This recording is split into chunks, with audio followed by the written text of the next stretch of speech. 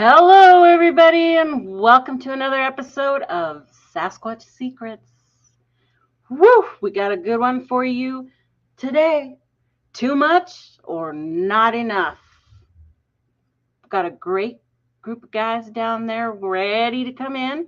But tonight we're going to talk about and get deep into the realm of investigation gear, the tools and the technology that are modern day adventures with the means to capture evidence, document encounters, and shed light on one of the greatest mysteries of our time, Sasquatch, Bigfoot, right? So let's get to it. I see y'all in the chat. I love you guys, really, from my heart. But we're going to go ahead and get started because we got a lot to go through for sure.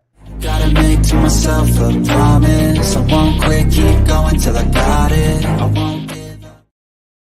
Hey, that's me. That's you. Yeah. Had to give you something new, some new pics now that I got some. Did you see I put you on a stump and everything all nice and I like that. Very cool. Very cool. Very cool. So welcome to the show. Let's bring on Mr. Jonathan.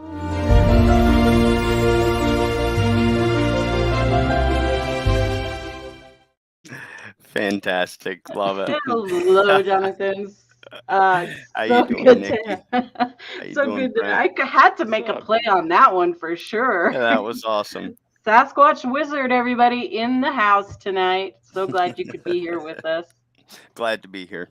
Good. And last but not least,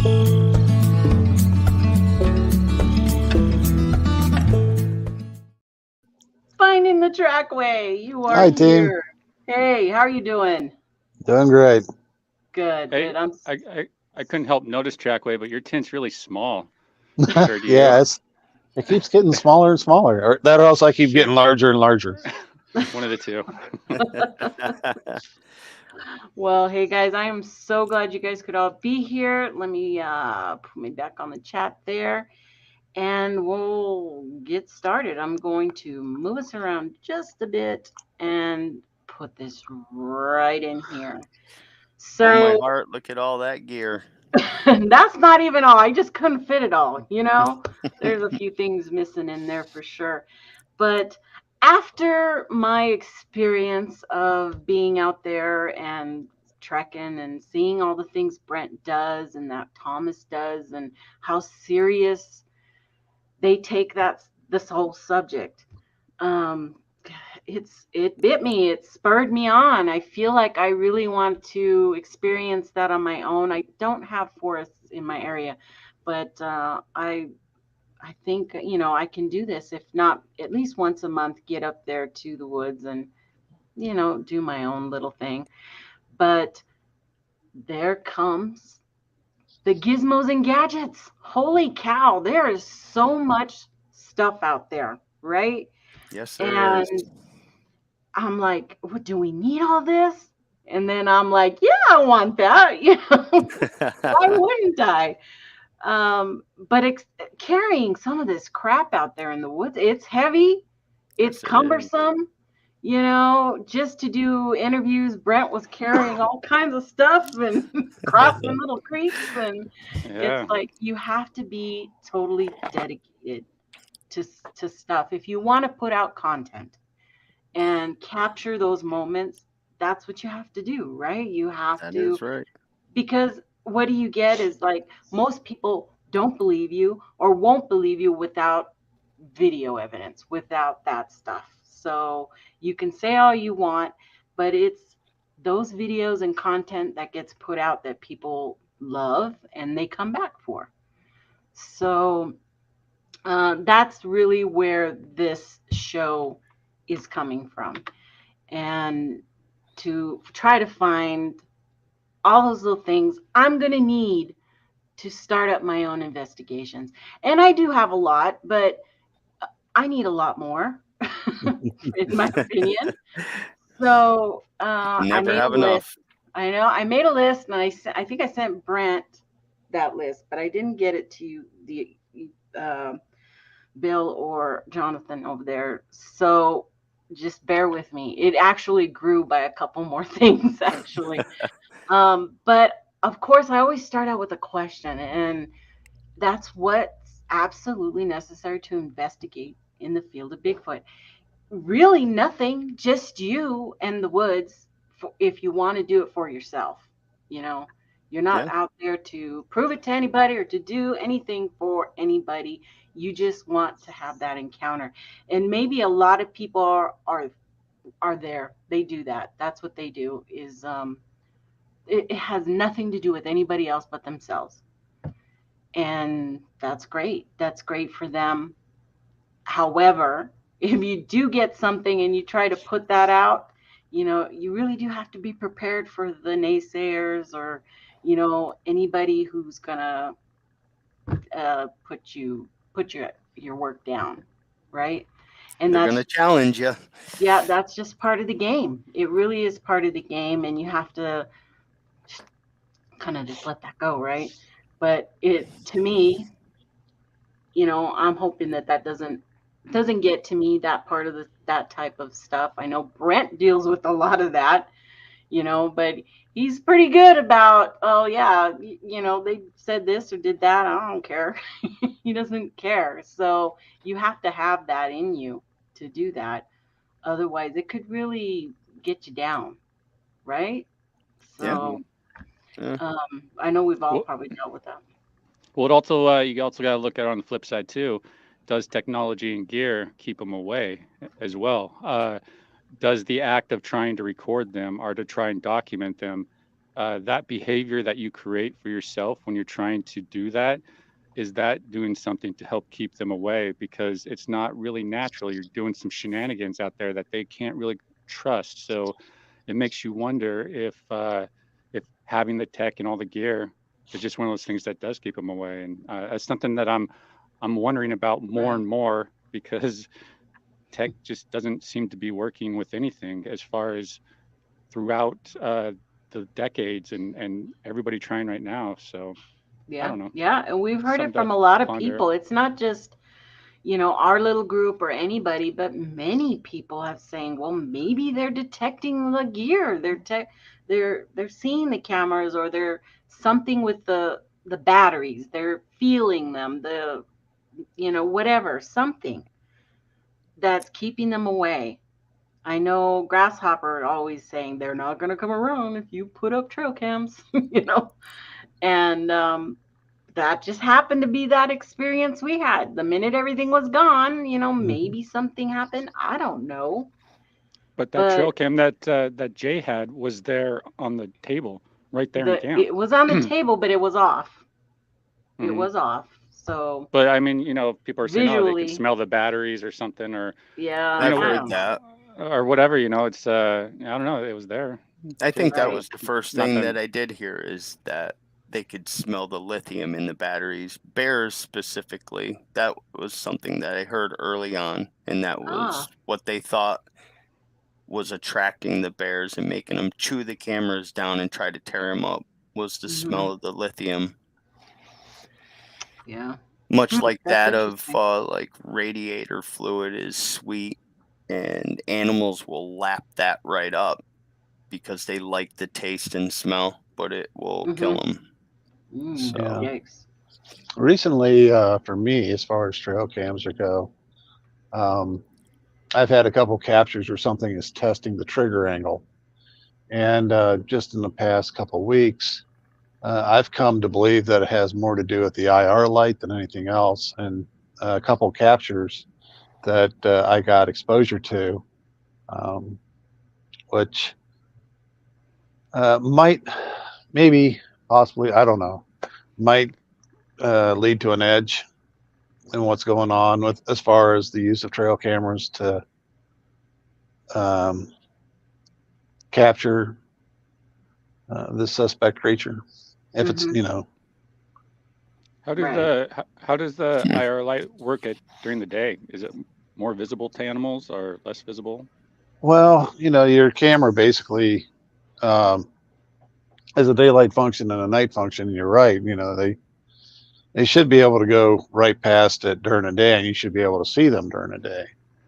The captures that I saw in the last couple weeks all seem to come from the same trail camera, and it all seems to be that they're reacting. To me, the captures look to be, at least two of the captures look to be reacting to IR. And one of them you already know is the Vermont ample picker.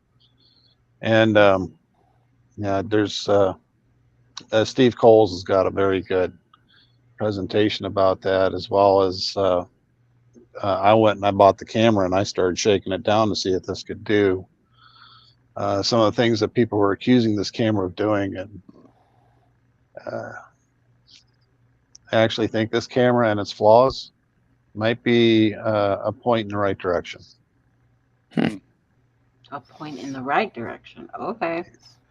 I don't believe that picture personally, but I mean, I know Coles does, and I appreciate him for all the hard work he does and him going out to the actual site and everything. Mm-hmm. But that's just the way I think pictures will always end up being scrutinized. And that's true. I'm not addressing what's in the photo. Yeah. What I'm addressing is what everybody's saying that it is, and then that camera doesn't have the capability to capture it. So I see.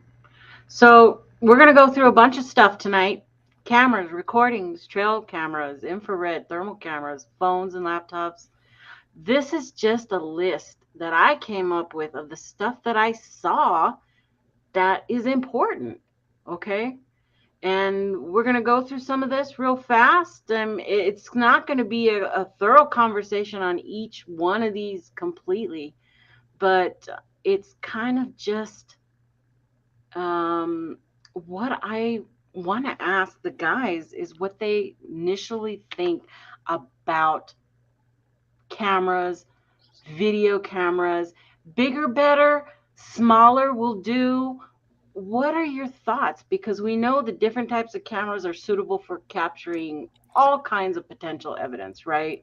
Mm-hmm. But you have to know how to use them. You have to know how to use your equipment. I have a lot of shitty photos on my Nikon because I didn't know how to use it properly. You know, Right. Yeah. One thing it taught me is that I need to take a class, or I need to get on YouTube and sit there and watch a dozen or so videos of how to properly, on the fly, work my camera. I can work it if I sit there and fiddle faddle with it for, 10 or 15 minutes. But the thing is that when you're out there taking photos, you don't have time like that. You're just snapping shots away, hoping that, half of them are focused and Right. that you get a decent photo. So, what are your thoughts on that? Anybody? I've found that a lot of it's trial by error and repetitive use of your equipment, getting used to the functions and comfortable with the functions. Every piece of equipment that I've obtained, even though I read the manual and I was able to get it to operate, it took time before the controls were automatic. And then as time goes by, you pick up a tip here, you catch a tutorial there, you discover things and functions within your device, and your skills get better as you go. I don't think there's any substitute for practice and time put in to to operating your equipment. That's actually very true, because if you look at the Browns thermal footage, which was out of focus because they weren't familiar how to use the gear because it was new to them. Yeah. And you're right. If they spent more time working the gear that they had, we would probably be having a different discussion here, because that they could have had like some of the best footage ever of something, or not. It was very compelling. Yeah, but you are right.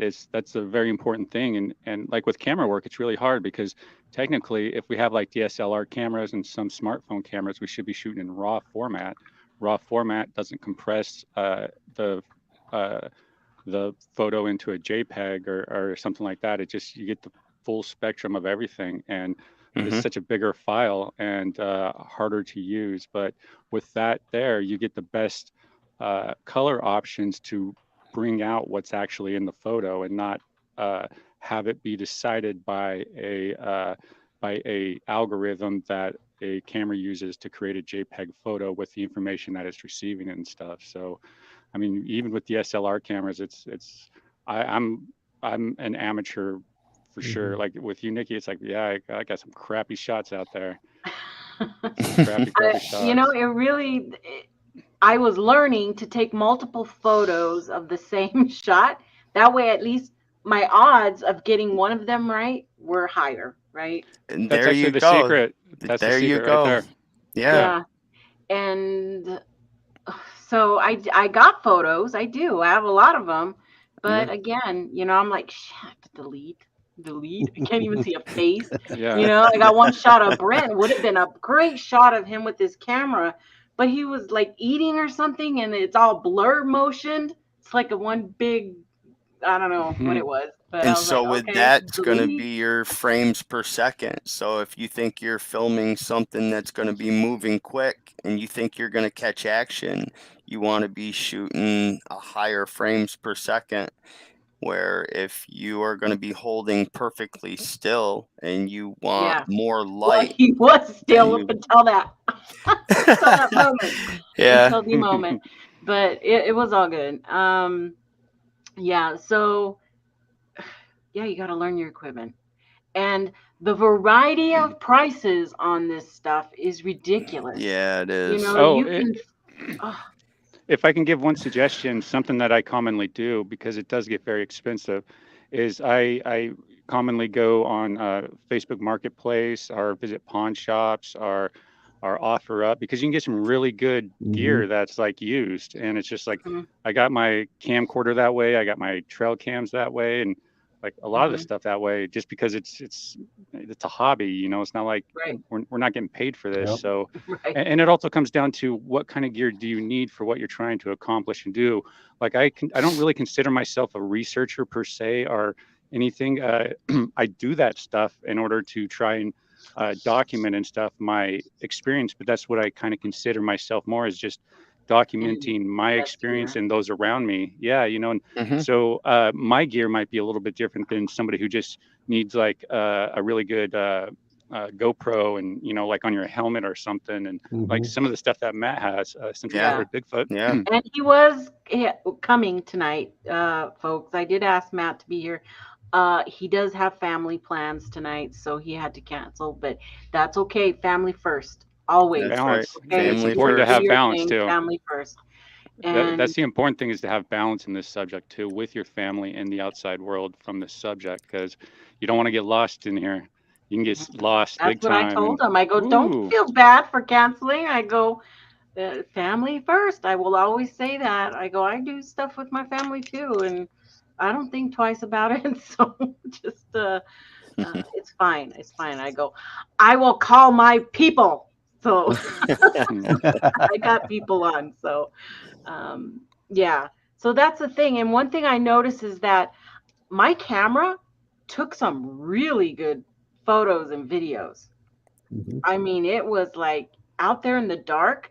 It really took great photos. If I had the flashlight on, it really illuminated, and you could almost see better through my camera than in real life. And so my phone is great. I learned that. And now what you want to do is you want to pick a species that's, you know, very popular, or has a population in your area, and practice catching photos of them. Yeah. So something, you know, like a white-tailed deer or I also learned that I have a shitty gimbal. So that's something I'm going to have to change too, because it was horrible. But that's the thing. I'm learning. Okay, yeah, I have this cool little thing, but it don't work worth crap. So I paid for what I got. Okay, I paid for something cheaper, and that's what I got essentially. But one thing I noticed is that Thomas, and I wish I would have thought to pull up that photo, but he has like a monopod, and he has a little bitty video camera that he attaches to the top of that tiny little thing, weighs a couple ounces probably. Yeah. And that's all he took. That in his journal, okay? Mhm. That, and in his little backpack, he had his what do you call it? The measure thing.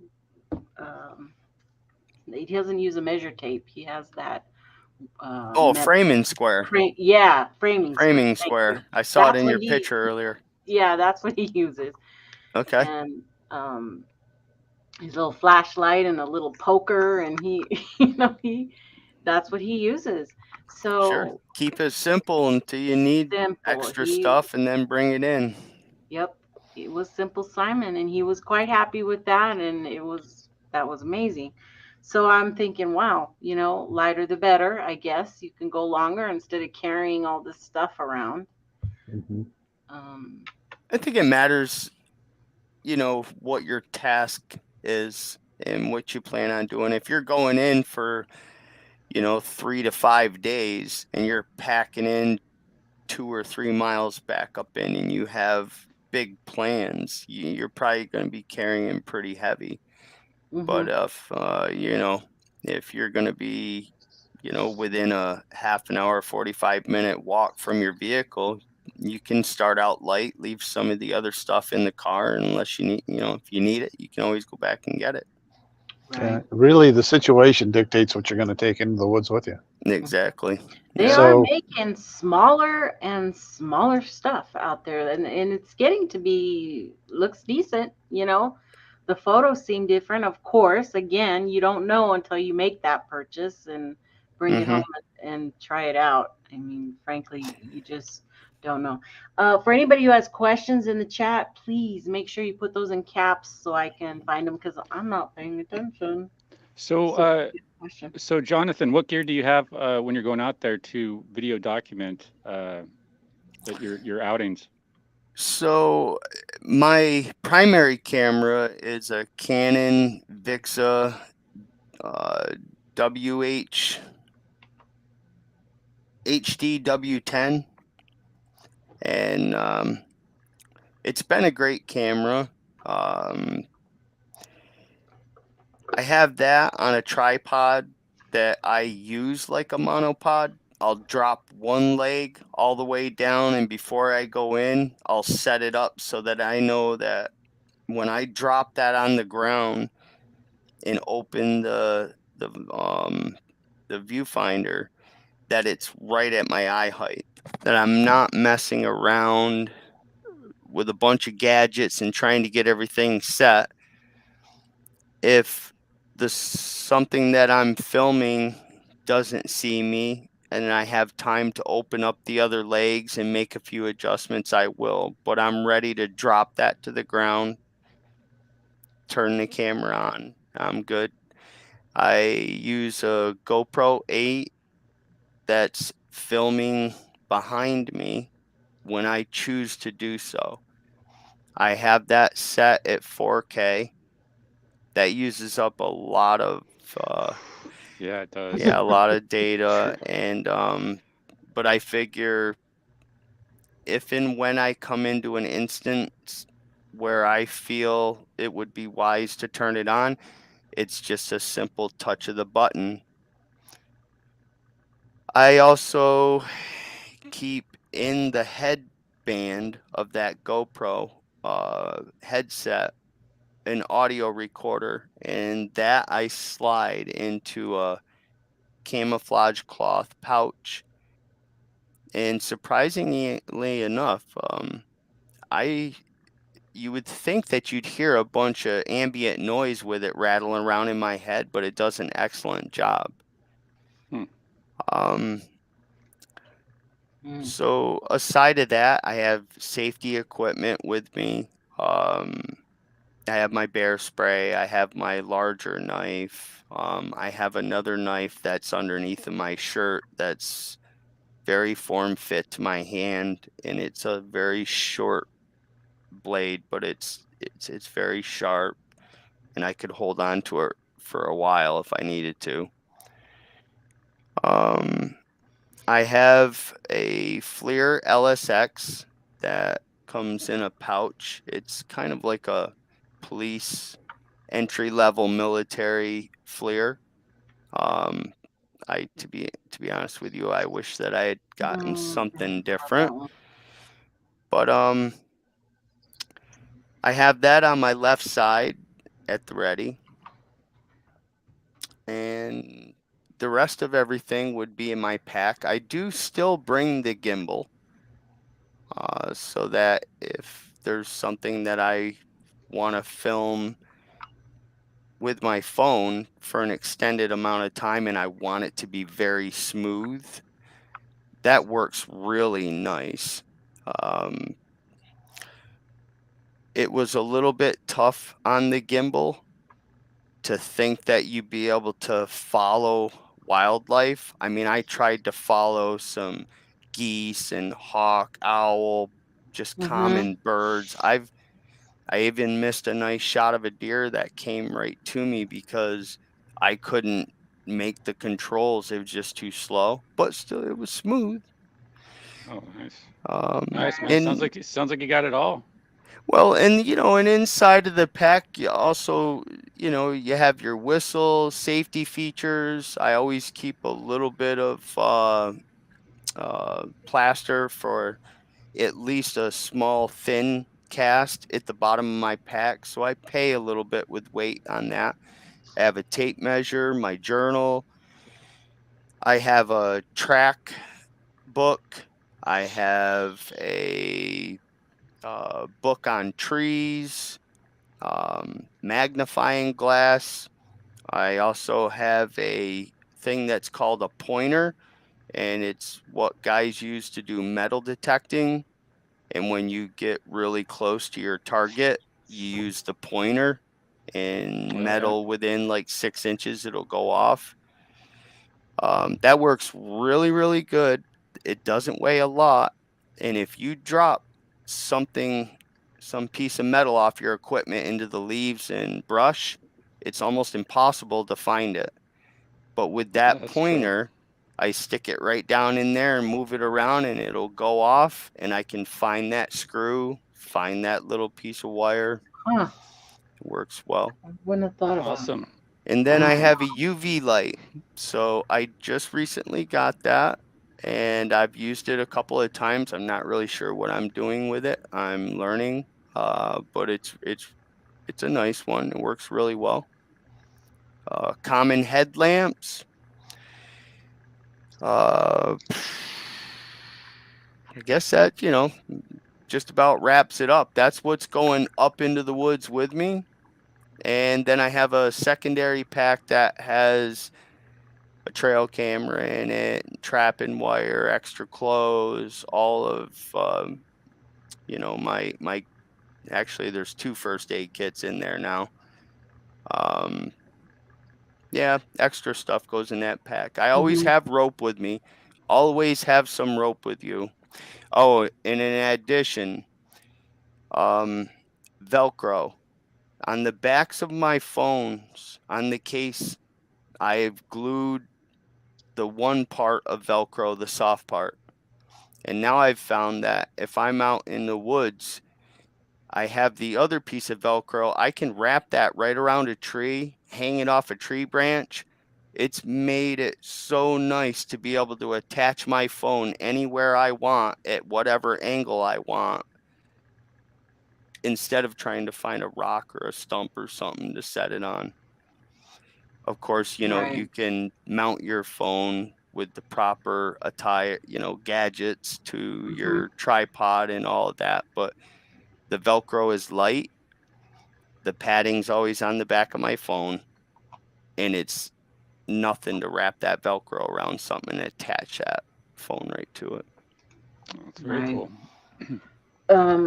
Yeah, they're coming up with all kinds of new gadgets, right? And part of what you were just watching in the center here was a new gimbal that has AI built into it that can follow you, not just adjust for motion, but you can actually give it commands that it can focus right on you and follow you, or you can tell it to go vertical. You can tell it to do things without having to go and, you know, be pushing buttons. Just Go needs find a set of Bigfoot. legs. Go find Bigfoot. Put a Send set of you legs out on there, there. yeah. I'll do it. Yeah. It's, you know, I'll give it some little legs. Sure. Yeah, it's there's technology out there, you know. You got to find what you really want to. Yeah, I mean, something like that's what, like $400 or $500, $600. Around 400. I Actually- think this one was $399. This one. Actually, here. you can find them cheaper. Oh, I have yeah? a Zazzoon here that's I don't know. I think it was $100. I don't know. It wasn't that high in price, and it does a lot of those functions. Mm-hmm. Yeah, you have to shop around, you know, and you need to check out the websites without clicking on all these ads, because you Yep. never know when you're going to get a virus or something. Yeah. Instead, go to, you know, you just go hohem.com or whatever. So you'll go directly to the website, because you'll be surprised how many are coming right out of weird, you know. I usually shop on Amazon Prime, so it's Yeah. 2 clicks Yeah. of a button, and it's like at my door sometimes. And you know, same it's day. been vetted. You know, all that stuff Yeah. has been vetted out. So Yeah, it's they're really it's good. a lot safer to do that. And So there's too good. there's a couple channels. There's a couple channels out there too that really go in depth as far as camera equipment and gimbals and everything. I can't think of their name off the top of my head, but I think they're. I threw a link out to them a couple times. Mm. Are they Bigfoot podcast or group? No, they are strictly, you know, equipment. They're about all cool. about content producing. Oh, nice. Yeah. So one of the things we recording devices, you know, you don't realize how important those are until you're like, did we just hear something? And then you have to go back. You have to be able to go back. And some of them are hard to use. You know, there's a certain learning curve there that you need to mess with your equipment again. And that's what I was trying to do, you know, with Mike's recorder, is trying to learn. I don't know how to get to this, you know, it's gone. And thank God you can't just erase it, right? You have to do a couple different steps to actually eliminate a file. So it's there, but then how do you listen to it? What do you do? You know, there's all this stuff that has to happen. And that's where we're going to talk about your laptop, having a laptop out there or an iPad, something you can transfer your files over to. And Absolutely. Going out onto hikes with clean SD cards, with clean everything out. That way you know what you've got each day. You know, that it's kind of important to do that. So an SD recording device, something you can take that chip out and just pop it into a laptop, is like, wow, okay. Because some don't, right? The cheaper ones, they don't do that. They just hold the information hostage. Yeah, and it takes like forever and a day to transfer it out, and you're right, that's kind of an issue. And then as we found out, all the data that gets transferred out, trying to pass that to everybody else in the group as well, so they can have access to it. And that's why it's really important to have flash drives, so that the iPad or the tablet can be used as a central database hub that everybody can go themselves with a flash drive and download all the evidence, all the video, audio, pictures, and everything. So that they want to take with them, and it's a ease of access and stuff. Because this last trip that we did, this last outing, it was a kind of a good learning experience of where, things I could have done better on, kind of what I was just talking about there. And, you got to go through the follies in order to kind of learn this and stuff. But it's a great thing to have, especially since everybody was collectively sharing their data together and allowing anybody else to take it, which is great. That's what you kind of want in an investigation. That's the cool thing about our last investigation, was everybody was cool. It was a good vibe, no drama, no nothing. It was everybody was on the same page and stuff, which is awesome. Right. Yeah, that's cool.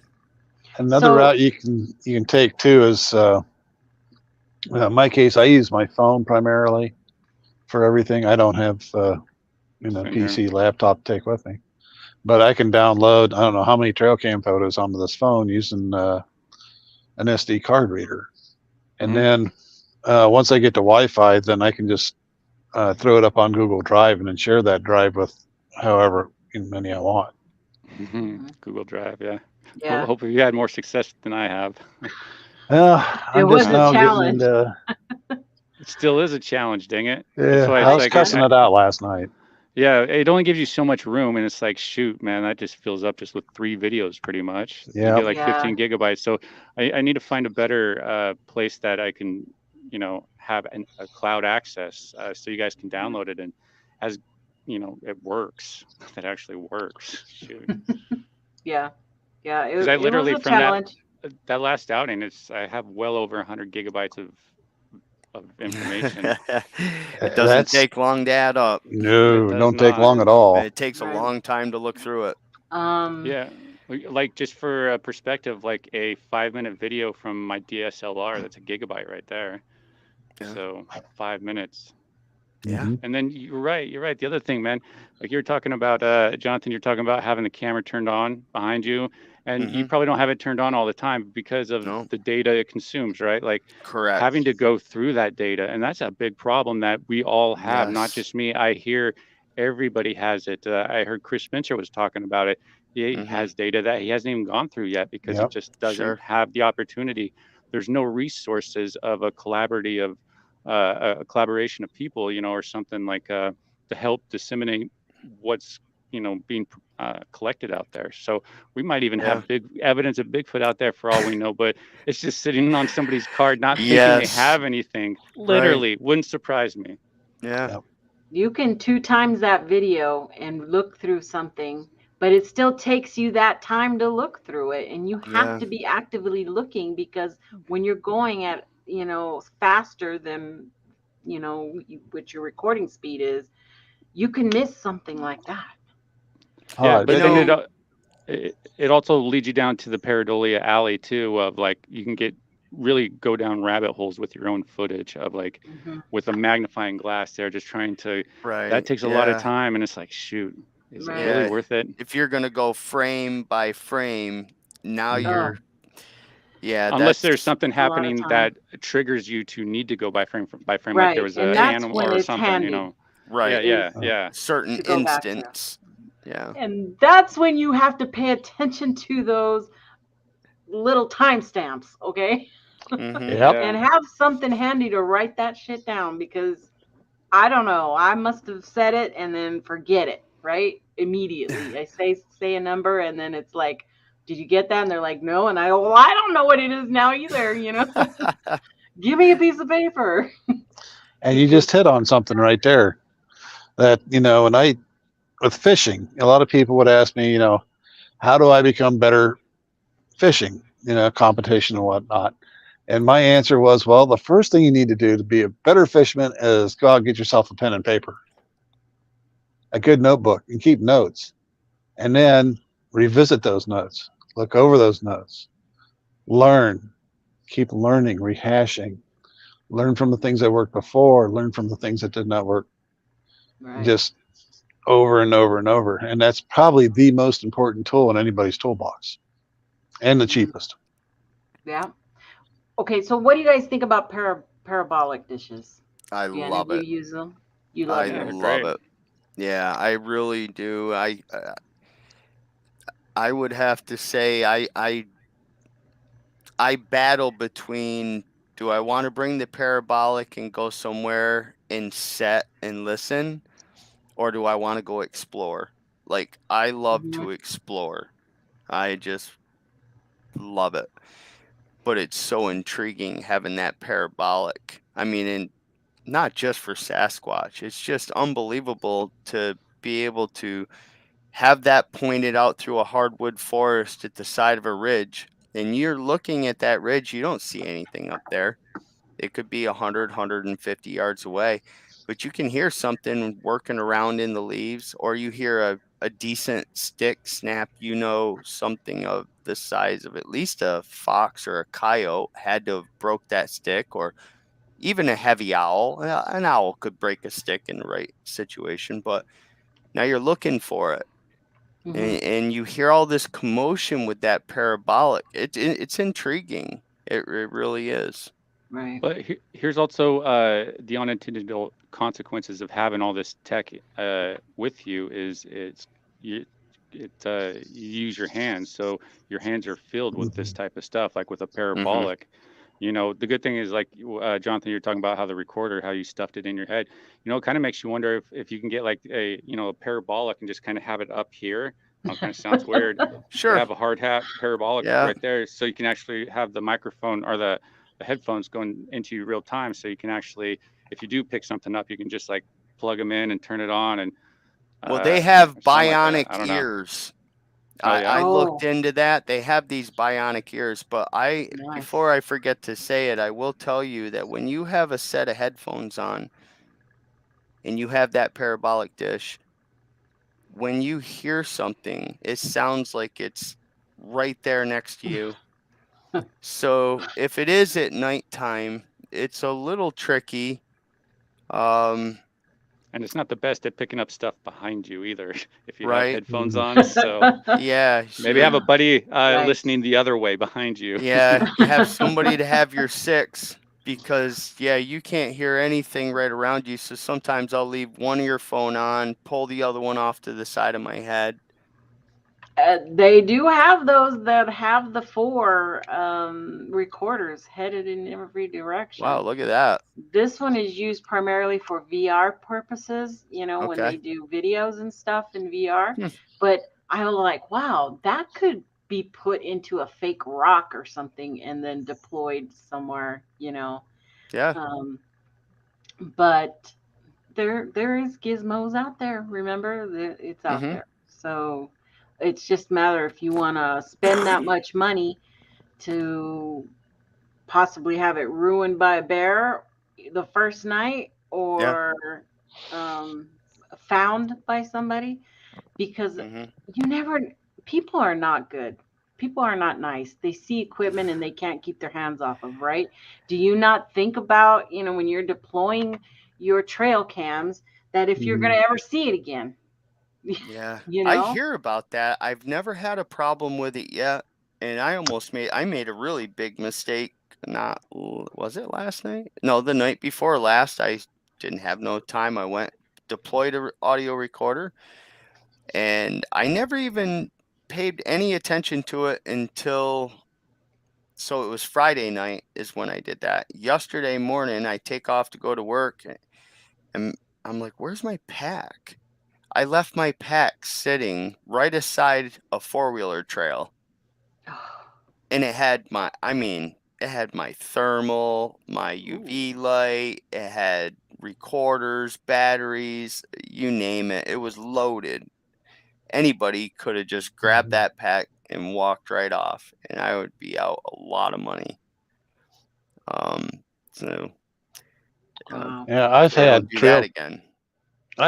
cameras stolen, and that was on private property. And you know, I run somewhere, I don't know, between 20 and 30 trail cameras, something like that. Wow.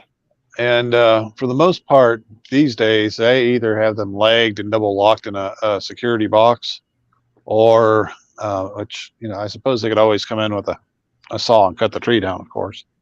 Or I take a climbing stick and I climb up a tree. Yeah, that has happened. I do know guys that had their, you know, they locked it. They legged their trail camera to the tree because they kept getting them stolen. And then they came in and somebody cut the tree down to take the camera. Man, that's a lot of work just to get a camera. Desperate. Yeah. So yeah, most of my trail cameras now, they're either up in the air, well above eye level height, looking down, which is actually what you want to do with the trail camera. You kind of want to have it pointing at the ground so you get a good thermal difference. Okay. And you know, and that's the main thing too. You know, that strap's a 360 towel all the way around the tree. Hey, it usually doesn't match the tree. Anything walking by can see that strap. Yeah. Yeah. So you know, try to get it up out of eyesight, or get it hidden, or get it lagged. Right. You know, ginseng season's coming up. They'll be going through the woods. The TV show part of that is, yeah, they'll pry boxes open and everything, because that's, there's some very high dollar fines involved with that if you're. Yeah, they don't want to get caught. Yeah, they do not want to get caught. Interesting. Why they're willing to cut down trees just to get that evidence. Well, I've never been a big trail camera. That's one aspect of here. this that I think I've owned two, and one I destroyed last year, the year before last, trying to do something out here on my property. I have one more left, and it's actually right out back taking pictures of the fox puppies tonight. That's a decent camera. Okay, so we're talking about these trail cams and how, their technology has definitely increased. Yes, and now it has. you can buy these trail cams with cell service, and they can instantly send you pics. As soon as it takes a pic, it can send it They go to you. further than that. Now, I know that if you look on Amazon, you'll see it, and I almost dumped the money into this. It was a round camouflage cell camera that had a movable eye, and it sat in a socket much like that, like your shoulder socket would sit into. And so when it sent you an alert that it picked up on something, you could, as long as you had the right signal, you could communicate with that, and you could move the eye onto your target so you could follow it. I thought that was a step beyond, because everything I've seen is just if it walks in front of the camera, you're going to get a shot. If it don't, What's you're Doug done. Hychek doing? What's he using? Well, he has facial and maybe even body recognition AI, which my Canon camera has facial recognition, and it does show the green square. And if there's anything in there that looks like a face, it will lock and focus on it. Not track it, but focus on it. Yeah. But doesn't Doug have like Wi-Fi trail cams that we could watch or something? Oh yeah, he has 30 of them out there, and they watch them. They were watching them live there for a while. I think they still are. I think they're still out there doing that. Oh, they're not letting everybody else watch them? They did for like a week, I think. I never had a chance to look at it. I don't think I heard he was, but I never heard it go live. So, man, I'd open that thing up like the Nest cams. Let the public help you, and that's what I was talking about, going through all the data, because I'm sure Doug is there with his cup of coffee, like watching those.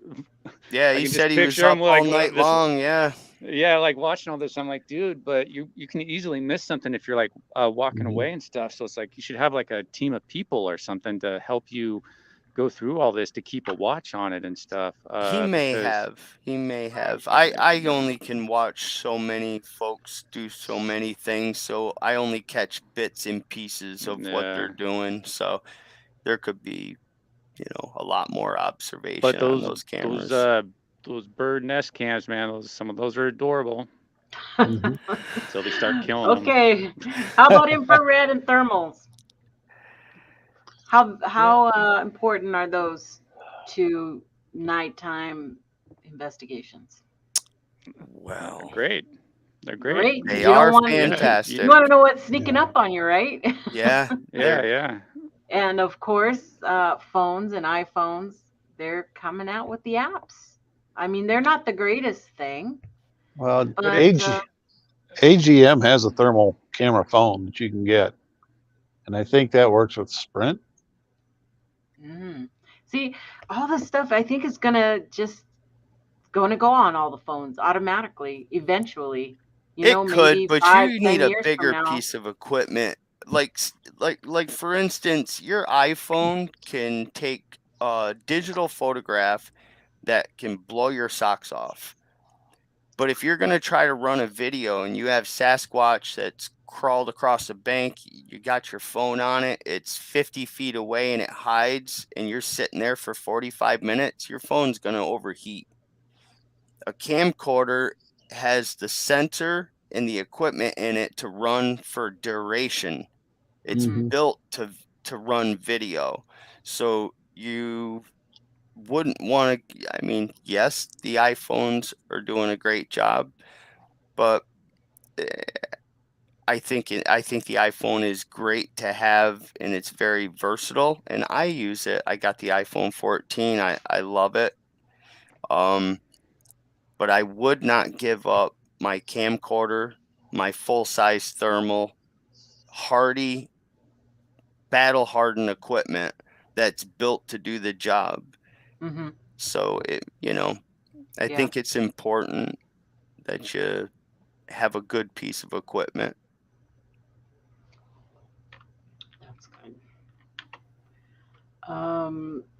Of course, popular FLIR, the pricing all over the board. You can find all You over. need that Pulsar XP50 Pro. That is what I wanted to get this spring. I tell you, that is off the charts. It's a Pulsar XP50 Pro. Actually, who has that? I've seen him operating it. Alex Petikoff. Oh yeah. I'm almost certain that's what he's operating, because I've seen the tutorials. It's fantastic. And once again, you gotta learn how to use it. You gotta practice with it, and to make that work. So now we're at phones and laptops. And just like I said before, you need something out there to download your data. We know that once you get to a lot of areas, you don't have any more service. You don't have cell service or any kind of place to hook up into the internet. But your laptop can still download files from SD cards and stuff. So it's important. It would have made things a lot easier, for me, if I was downloading on the daily to something. And good thing Brent did, he did that for us on the audios. They have 5 terabyte and up external hard drives that you can bring with you and put your SD card right in it and transfer data. And then you need to, this is very important, and a lot of people might not know this, especially starting out, and I didn't, and messed up big time. When you put your SD card into your camera or into a device, or even whatever you're going to put it into, make sure you format that SD card to your device. That is extremely important. So you take a 32 gig SD card, I run it in the camera, I'm getting low, I bring it here to the house, I pop it in, drop it in a few safe locations.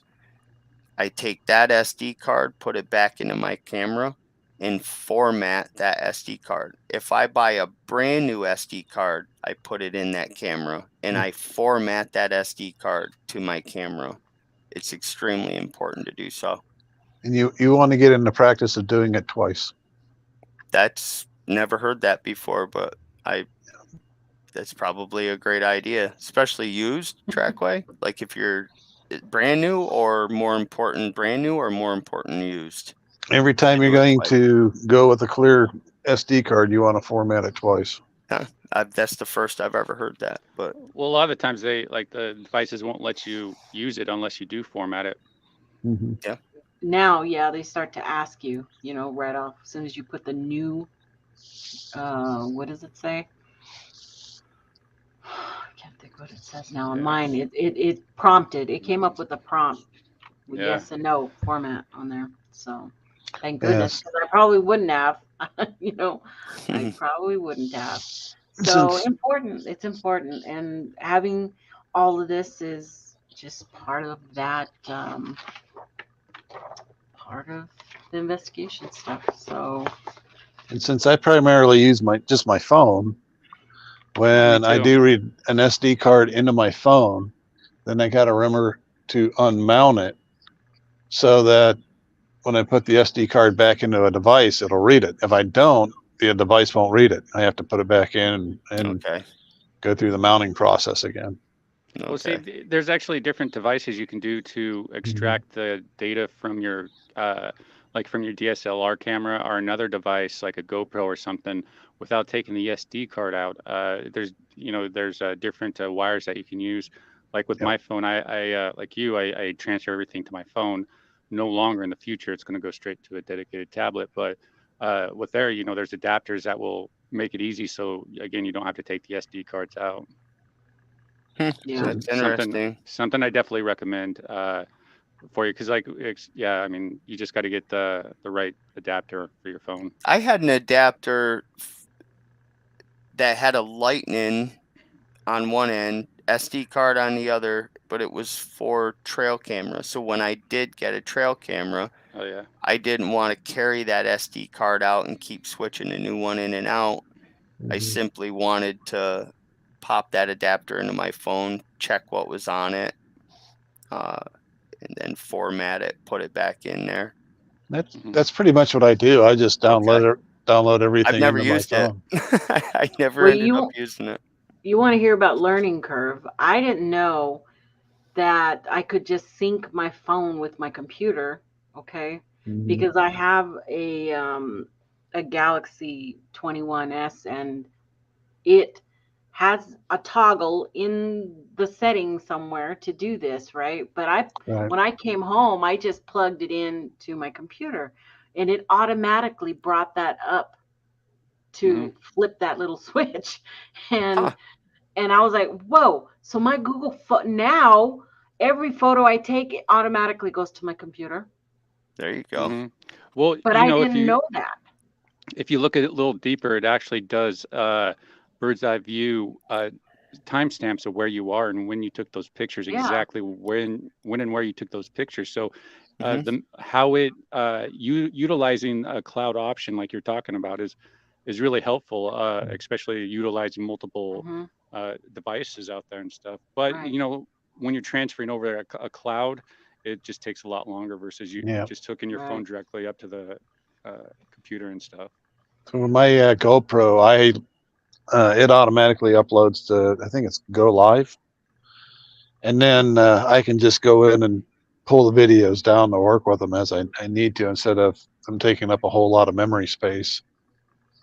And that works out. It's a bit of a headache because it saves the video on your phone twice until you get rid of it through the app instead of just doing it once. All right. Yeah. Right. But it works good. Another thing, we have all these SD cards, batteries, chargers, charging devices, and you need them, right? You need to have backup batteries on hand, a lot of batteries, because some of this stuff really eats up batteries. Yeah. Especially the recording devices. We were changing them. We were putting, how many? Four a day? Two in. Yeah, that was really disappointing on it was Mike's Zoom on its lack of capacity to perform out there. It was like it was dead. Oh my good Lord, yes. The Zoom recorder? Yeah. Forget it. That thing will chomp up batteries. That's horrible on batteries. 2 a night for 5 hours. Yes. But does something like that does something like that need more alkaline battery versus the lithium batteries? Because I know the trail cams recommend alkaline batteries for better performance. Is what I read. I haven't really tested it, so each battery about that. Each battery has a certain amount of milliamp hours to it. And the thing that kills you with a Zoom is that you're recording in stereo, so it's doing double the amount of work of, say, like, a single mono microphone like you would find in, some of the Sonys, or really, They're AAAs too, aren't they? AAA batteries. Yeah, so which means they don't have that much volume or potential for you to tap into. If they were double A's, but the one nice thing about both of those, I've got a Zoom H1N. It goes through the batteries, like you guys said. And then I have a Sony, which is not in stereo, it's a mono. And that's Sony. I changed the batteries out on it. I just spent, listening through 8 hours worth of audio there. And it took that 8 hours. It let me listen to all 8 hours, and the battery's still full on it. Yeah, that's what this guy was just talking about. His Sony, he's able to let it go out there for 4 days. Yeah, Man, that's pretty good. That's really I don't know what good. this question is about, Former. What are you talking about? Did we mention video or something? I don't know. And and that's actually the biggest part of this game, I think, is getting the biggest battery performance out of your buck, or however you want to say it, because you really want to put a recorder out there and not go back to it, unless you have to. Yeah, well, that's where the long-term audio recorders, like Chris Spencer on his YouTube channel has some demonstrations of what he's made, and Nathaniel Bronis as well.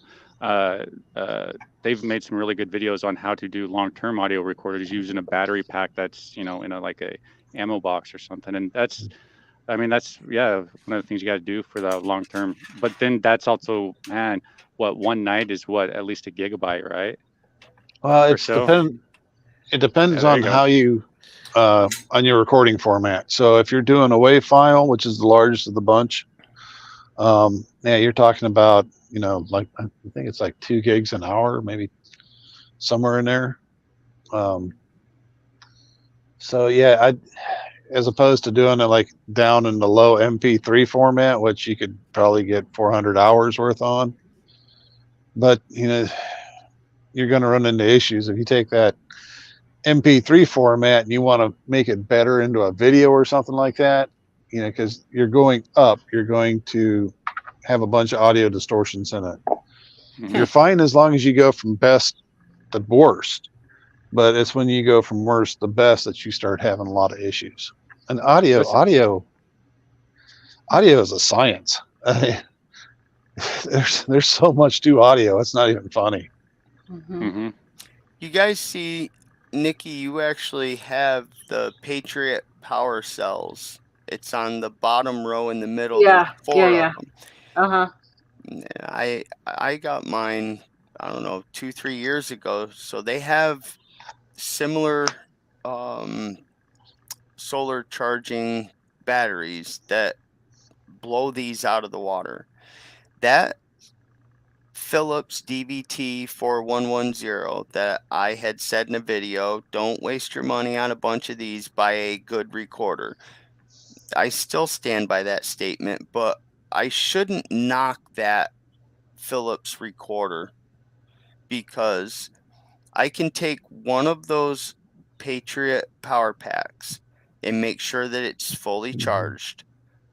Take that Philips recorder, hook the two together, climb up into a tree and make sure that the solar panel is facing west, depending on when you're putting this thing out. Okay, and I can say this for sure because I just did it, and I video to confirm what I had done.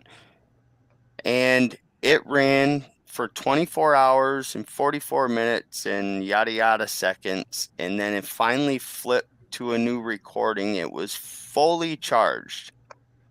The power pack was fully charged, and when I waited until I got back to the truck so I could still record walking out of the woods, and when I unplugged the charger, I wanted to see if the recorder was fully charged, and it was. So what that tells me is that earlier this spring, the first time I did this, I put that audio recorder with the solar charger, but it was all inside this ball of camouflage. It couldn't get light. So I couldn't wait to get up into the woods and try this out. And it did. So I do believe that as long as the recorder in that Patriot power pack don't get wet, depending on the clouds, it would seem to me in decently warm weather that this is going to run 24/7 and just not stop until I run out of SD card. Mm-hmm. So that's a very extremely inexpensive way for a beginner. You're going to spend about $100 on a recorder, your cord, and maybe, well, how much does it say? All four of those are $100 if I'm reading it right. So they're $25 a piece. I've Yeah, got one on my. 99. Is that what it says? Yeah, for the four, for the Yeah, Patriot 99. 4. So yeah, very inexpensive way. And the audio from them Philips recorders on the spectrogram was not half bad. And I guess I compare it to, I know that with the Philips recorders, I can take 55 steps away from the recorder before I start to lose the ability to hear myself walking through the woods. Wow. And with that Zoom H4, I was only getting around, it was like 85 or 95 steps. And then I'd start to lose the ability. Nearly double. But as far as owls and coyotes, I put that on the spectrogram. It's a good, strong signal. It's crisp. It's not a bad choice if you're just getting started. I would recommend that Philips DVT 4110. Yeah, just really any recorder to start out. Anything that works within your budget. Check out Facebook Marketplace. You know, you can even attach a microphone to a cell phone and, you know, let that collect the data on it, because your cell phone and your old cell phone has, you can easily put an SD card in there of like 500 gigabytes. I got 250 in mine, I think. And, you know, use that, even just hook that up to a microphone. And I don't think, yeah, I think it'll be stereo, but not like surround sound stereo. But that one's horrible. You can purchase little mics to attach to your recorders as well. If you're not getting a good mic off of your unit, you know, you can attach a separate mic. Well, it comes down to also is, where's the microphone placed at? How is it going to be deployed? Is it going to be easily spotted by something that you don't want it to be spotted by? And then you have to worry about if it's mounted on a tree or a stationary object like that. If rodents are going to get to it, are they going to, you know, cause conflict with interpretation of sound when it's messing with your recorder and stuff? And that's why, you know, it's good to hang. You know, I did some videos with some other people, especially the last outing that I was out with Ben Freed and another individual named Toxic Case, who are really good.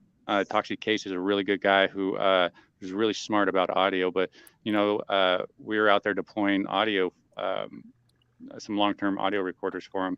And he had it on a long wire hooked up to a microphone, and we wouldn't just place the microphone up so it's hanging down, so nothing could actually mess with that, you know, unless something walks up to it and eats it or whatever. But you know, that's a really good idea to deploy covertly audio equipment and, you know, not have it be detected, because that's something you got to kind of worry about. We're talking about deploying them now with battery packs, possible you know, cell chargers and stuff. It's like, so that's something to consider as well. And yeah, you're right. You can get the stereo attachments. I got a bunch of them that, you know, you just plug into a phone and there's a good recording device. You know, is it perfect like a Tash Cam? Probably not, but you know, work with what you got. Well, that black one I just held up, this is not the recorder I'm talking about. And this thing is the very first recorder I ever owned, and it's horrible. So I do not recommend that. That's just a little voice tracker for a little meeting with your like a $20 Amazon thing. Yeah. Yeah. I was almost going to get one of those, and I was just reading the reviews. I almost pulled the trigger, but you get what you pay for sometimes with stuff like that. Yeah, so. for sure. For sure.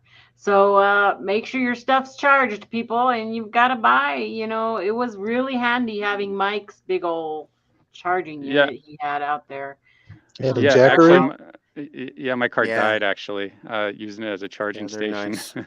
Because I had to have the key on. Stupid Subaru's stupid design. But something else I wanted to say about the SD cards is, you know, SD cards, they come in different uses. Like audio recorders, you don't need the high functioning SD card.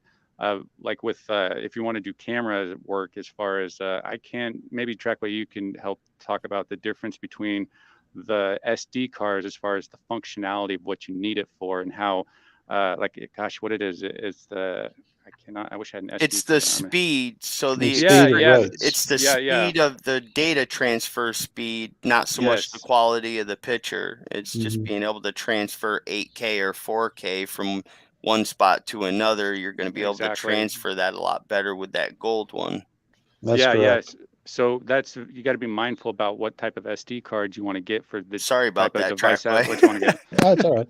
My bad. But so the gold one. Get the gold one, you're saying? No, you don't necessarily need the gold one. Oh. So the Extreme Pro and Extreme Plus, you can take the same 4K camera with a regular Ultra Plus, which will be cheaper, and you're going to sit down and transfer that SD card's data to your laptop. It's going to take a certain amount of time. But if you need to transfer that same 4K to your laptop in a hurry, you're going to want the Extreme Pro, Extreme Plus. It transfers the data quicker. Right now. Go ahead, Trackway. Right now for SD cards, it's a good time to buy. The prices have really dropped on them. So, whereas before, I think a 500 gigabyte micro SD card, you're going to pay, 150, 180. You can now find them, class 10 for $30, $20, something like that. Why is that, Trackway? I think it's just because the market's flooded. Oh, I know Best Buy was sold out in the spring. I mean, I go in there and I bought them online and got them for a lot better of a price. Something else I wanted to mention too is if you use a cord to transfer data, that actually plays a factor as well. Like I have the new Android, so it's got those new C port things. Well, I just found out because I just got the virtual reality for my son that those different wires. There's a 3.1 version now versus just the regular charging. That because there's different wires now that do different functions and. Like this new, I had to go get a new wire because the wire was able to it was the C post whatever 3.0 or 3.2 or whatever, but so it was able to transfer data at like a very, very quick speed versus some of these other ones that don't even transfer data. So even that's got to be mindful. And also you want to get them that have that magnetic clip on them because that there will help with transferring data as well. That's good to know. Cool. Let's move on. Yes. Stabilization equipment. We kind of talked about this earlier. Monopods, tripods, gimbals. Man. I have something to speak about that's on my list of things that I wanted this spring that I wasn't able to get. But on the tripod, boy, too bad Matt wasn't here, and maybe some of you folks will know what this is. But a hydraulic head. There's a ball head. I might be speaking of this wrong, but there's hydraulic heads. They're so smooth. Oh yeah, I got one. Do you? Yeah, early on that was no matter what I did with those Best Buy bought tripods. Oh yeah, dude, they suck if they're plastic. Dude, man. Honestly, dude, I'm a thrifter, so I like thrifting. Not too long ago, I was at like Value Village or something, and I came across a nearly brand new monopod, and I looked it up, and it's a $300 monopod, and I got $6.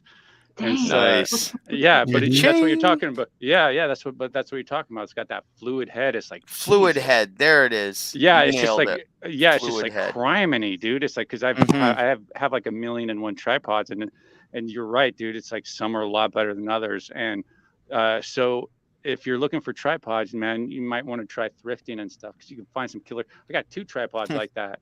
The same type of style and same quality, and it's Italian made, and it's like they know how to make their stuff.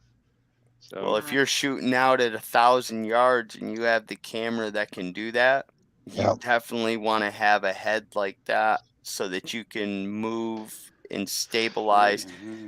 My tripods, I get alongside the pond trying to film a loon, and I've got I can focus on it. I can zoom out and get it. But at that distance, the wind's blowing my camera. It's just doing this. That's why it's important to have a good.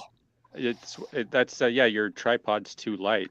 Yeah. And which is a lot of the times we take out there. But yeah, what you can do for that is some of the tripods down at the middle part there, they have a little hook, and you can actually carry and put weights on that to weigh it down. Your tripods. Is that what that's for? Yeah, so you don't have to worry about it blowing in the wind. Yeah. I could never figure out. I'm like, well, I guess if I ever want to hang it up, I'll hang it up on that. Yeah. No, man, that's so you can go buy weights for it, and it will help. It'll help keep it. Okay. Another simplest things. Well, a lot of people deploy it and leave it to do long-term photo shoots. Yeah, that's great. Those car jumpers that you get for jumping your car. Yeah. And a lot of those will power through a USB port. Yeah. So I hang mine on that hook on the bottom of my tripod to power whatever all night. Oh, that's a good idea. Something I just bought. It's something you can plug in, but you can plug it into a battery pack. But it's a little thing where it just kind of moves back and forth like this, and you can hook up a camera to it. It's almost like a fan. You know how you have a house fan that goes back and forth, and that's what this does. It's that'd be great to you're talking about Trackway to deploy it all night and just have it go. Not those sounds. Obviously, I made those sounds up, but so it'll be quiet. But no, something like that might be cool. That's a great idea. There's the next intro, folks. So, anyway, let's move on. That's still a lot of stuff. Evidence kits.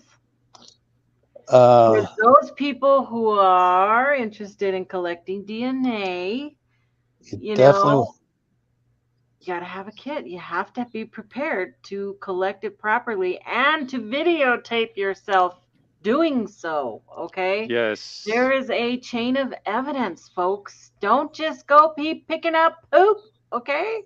And thinking that you're going to get some DNA out of that thing unless you have somebody who's going to accept it as well. So always goes back to poop. Always goes back to poop. Shitty situation. Right? I did a video probably about 2.5 years ago of someone, Bigfoot Ops Ben Freed.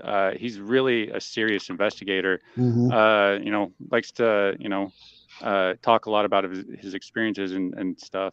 But I did a video with him where he has the whole, the whole entire kit, and he went over it and stuff. And he also showed how track the plaster cast. I'll post it later on after the show in the community thing. But something like that it's really kind of important to have that stuff on you, and the chain of custody is important too. And being prepared. Being prepared. Are you going to carry, plaster with you, or at least have it in your car ready so you can go back and get it if you need it?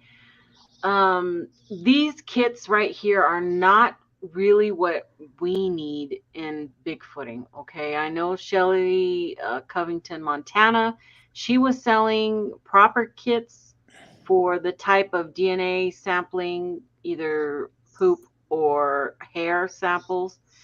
And I'll be damned if I couldn't find the link. If somebody out there has the link to her stuff. Ben Freed said he'd also put together kits and stuff if people need them. That would be great. I'm in the market for a serious kit.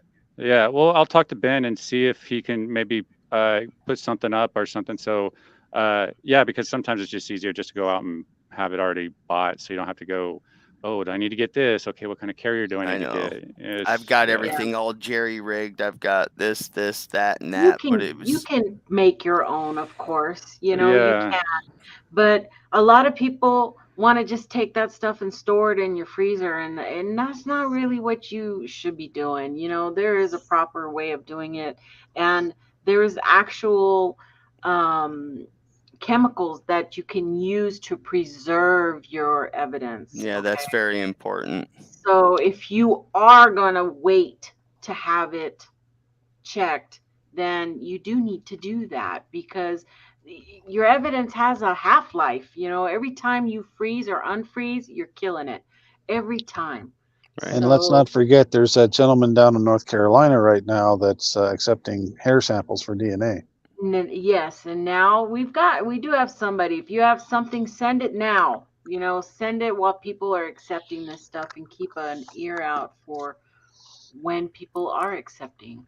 Nikki, something I haven't seen in the community or on a video podcast, but I saw on YouTube when I was looking for an actual DNA kit and a fingerprint kit to purchase, was these folks were at a cattle farm and they were showing how they take DNA samples, and they basically went out and they ripped a hair out of the cow's, I think his tail or something, but out of the back of the cow. Maybe it was out of, I don't know, wherever it ripped it out. And when it ripped it off, it had, the root, and then it had this little tablet, a little booklet of plastic films that are sticky.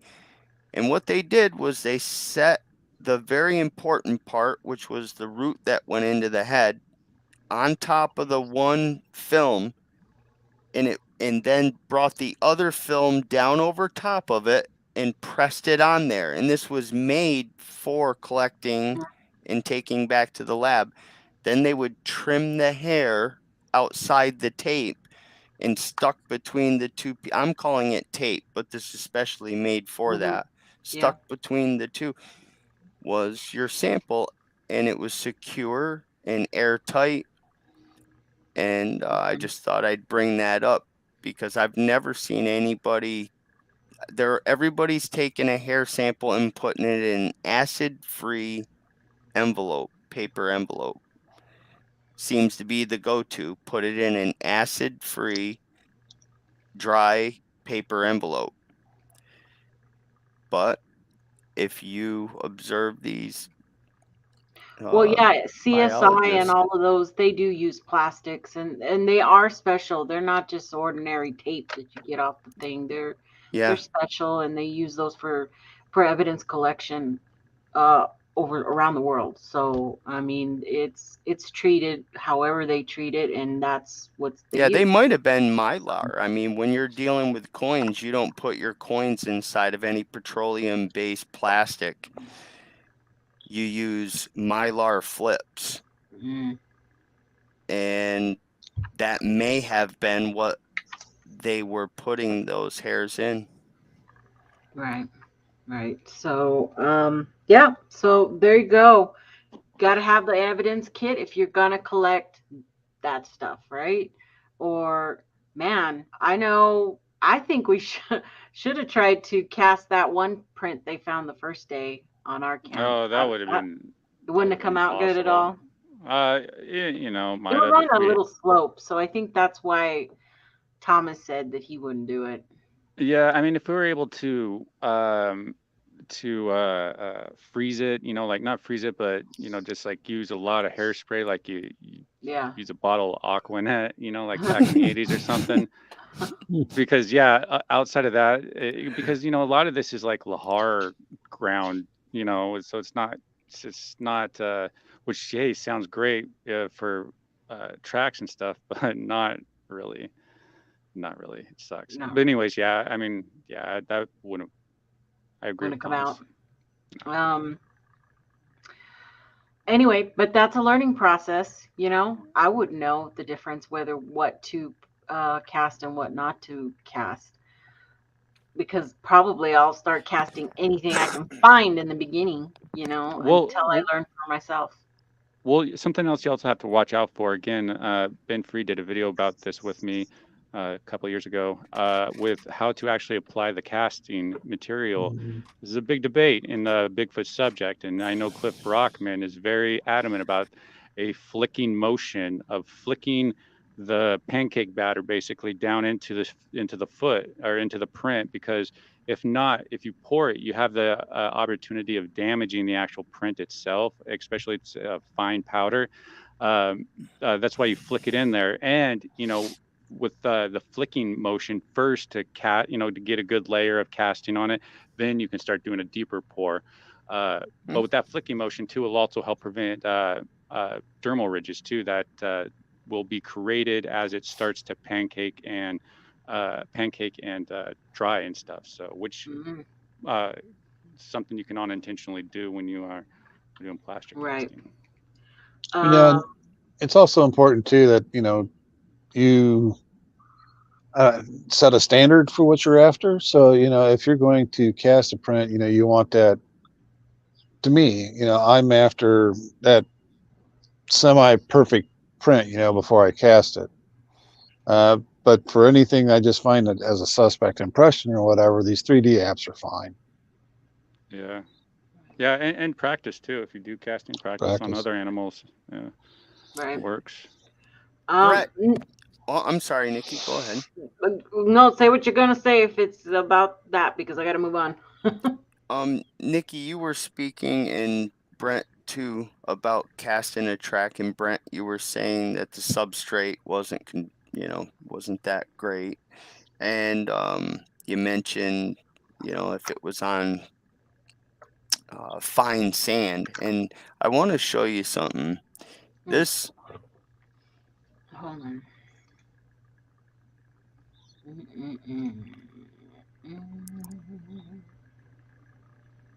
I don't want to say anything. I just want to see it, if you can see it.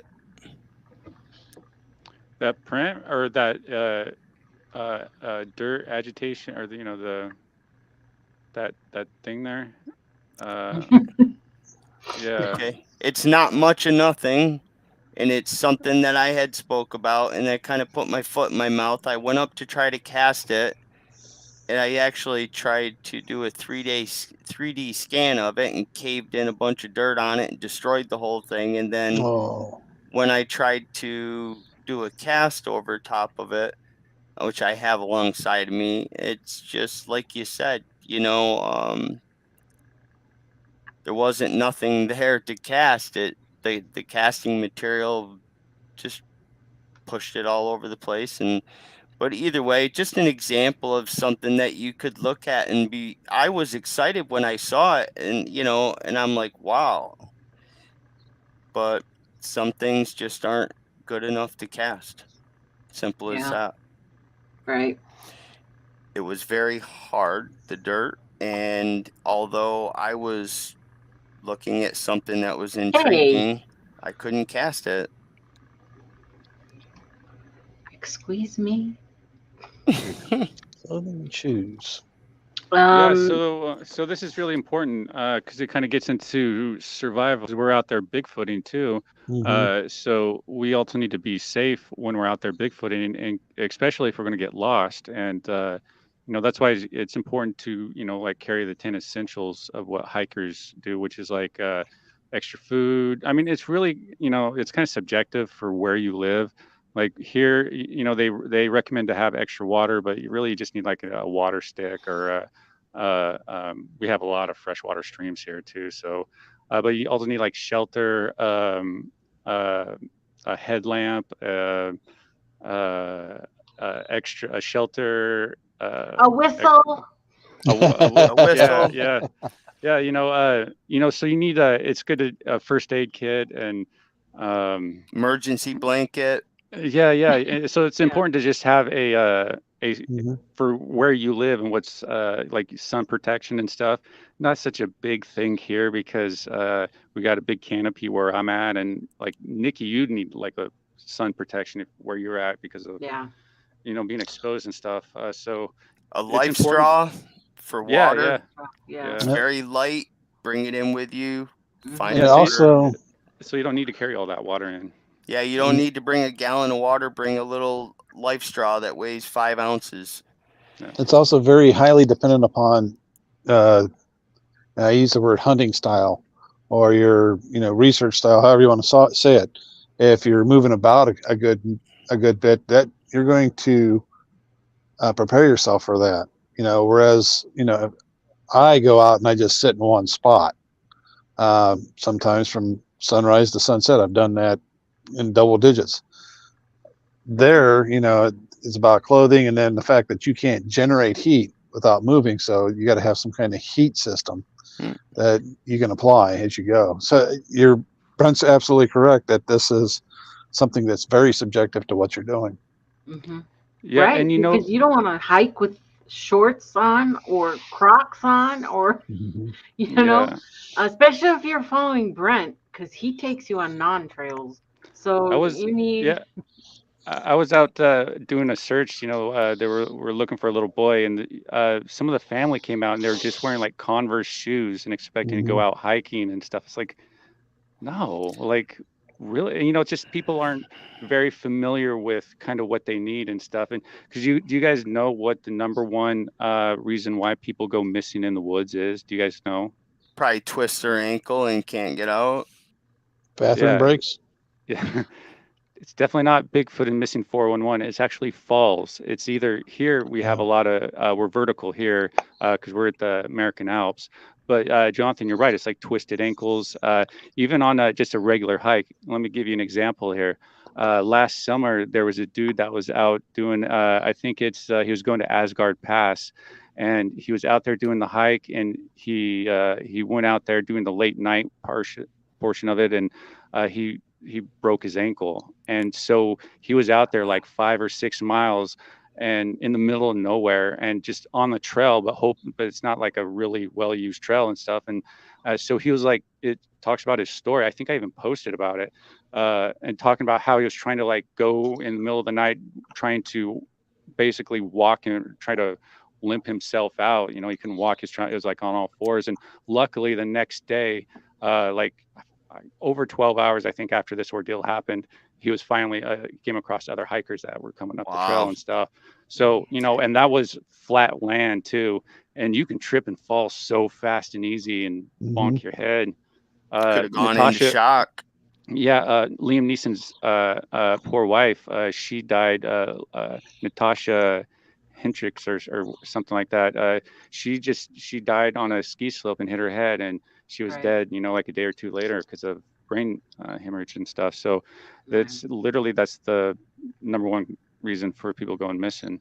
Because for instance, that guy survived only because it was the middle of summer. And so he was in luck. If it was like more where it gets like really cold at night, he was likely be dead. And he might not have been found either, or readily found, because he probably would have went off trail to go hunker in. Because this other lady that we were looking for, I wasn't there. It was a group that I was with. Found a lady that was up missing. It was actually a 411 story, which David didn't bother to update anybody.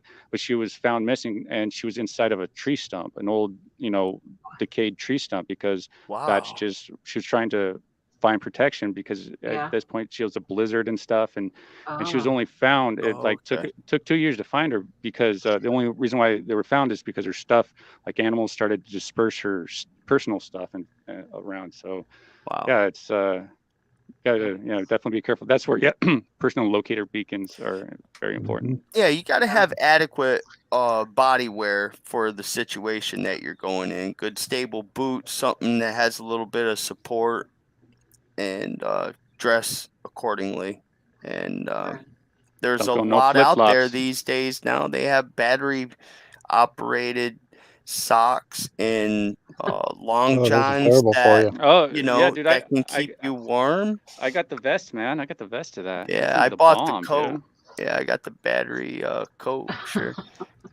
Right now.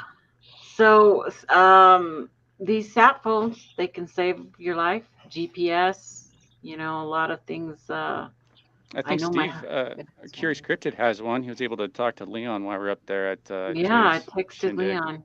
Yeah. Now those are satellite-based phones, right?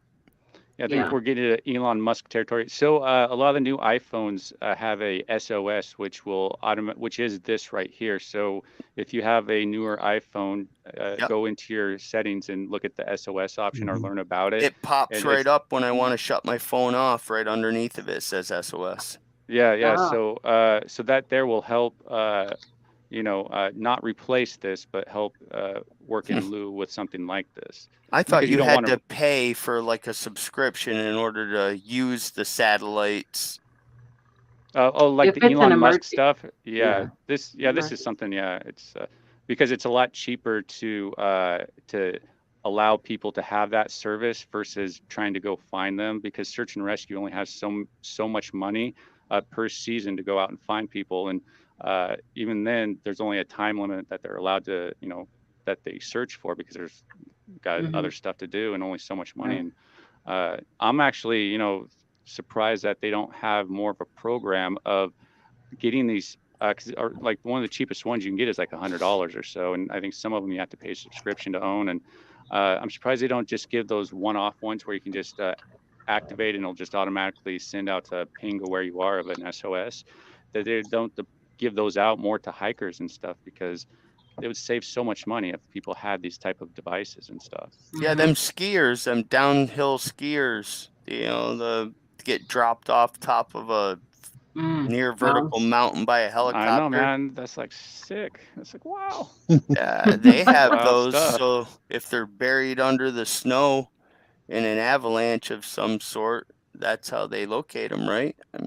With a little GPS beacon or something. Yeah, and another fun fact is if you are using your phone uses two ways to track you. It uses triangulation through cell towers, but it'll also track you through your satellite, through the satellite feature and stuff. Yeah, I'm horrible with this, what you're talking about here. I kind of cower a little bit. I guess I'll pay for it if I make a big mistake, but I put my phone in airplane mode and don't allow nothing to, everything that I can do to not find me, that's what I do. Yeah, which is kind of a bummer if you do get lost and want to be found. Yeah. Well, my family knows the process. They know at my truck where to find what it is that they need to find, that there'll be a sheet of paper with a basic idea where I'm at. I've spoke to them and told them if anything was to ever happen to me, these are the general locations that I'm going to try to get to. So that's actually what I do with the kids. I have a small form of not just totally naive and run up into the woods where nobody knows where I'm at. Yeah, I do that with the kids. It's like I'll do because I use Google Maps a lot, and actually, if you leave Google Maps open, it will track you where you go, and if you log in, and it will actually give you breadcrumbs of your entire day, of what you do on your investigation and on where you walk, and any pictures you take will actually be linked up to your Google Maps, so it will actually auto-populate the pictures you took at that particular area right there. And but yeah, that's another important thing is letting your loved ones know where you are. Usually send them up. Like for me, I will do a GPS ping with Google Maps. I can share location. I send them that, and it's like, yeah, I'll be up in this area, and hopefully you never need to be in a Onyx app situation. has that too. Onyx Hunt app that has some features like what you're showing here.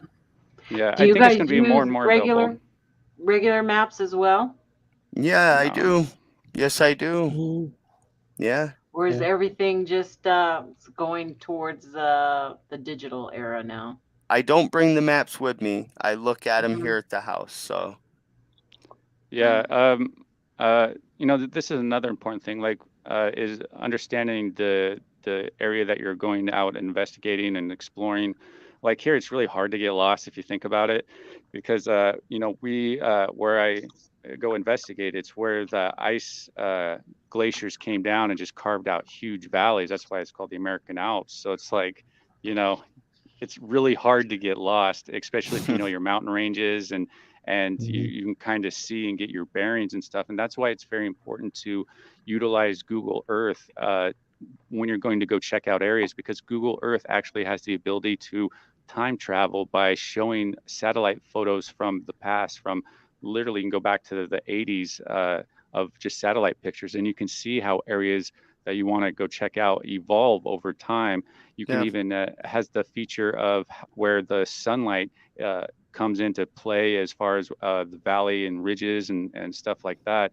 So that's something you really want to do if you are going to go out to these areas.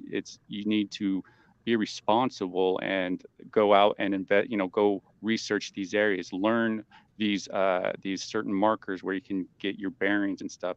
Always carry a compass.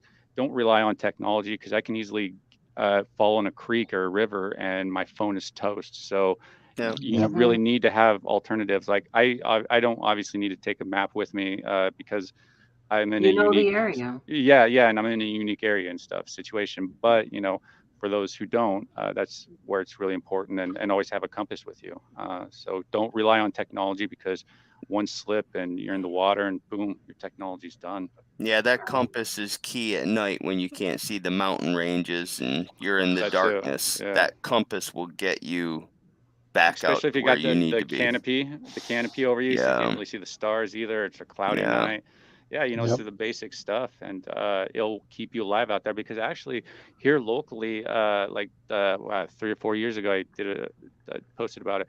2 Bigfooters actually got lost out there looking for Bigfoot, and it was these two friends, and they were out there for 4 days. How they got lost is beyond me, but they did. I mean, it's not hard to, whatever. But so they split up like towards the end because they got mad Oh, at each man. other. They're pissed, It like, made it worse. Bad move. yeah, Yeah. and but luckily the one guy who went out, because one guy he couldn't go anymore, so he just, like, I think he only had one shoe, and he just waited on the side of the creek and waited to die. It literally is what he said. He was just gonna wait to die. But his friends like went and found somebody, and I don't know if they're still friends anymore. But yeah, it But can it- happen Well, just like that. even circumstances like that can take a toll, but when you're back in civilization, you can probably.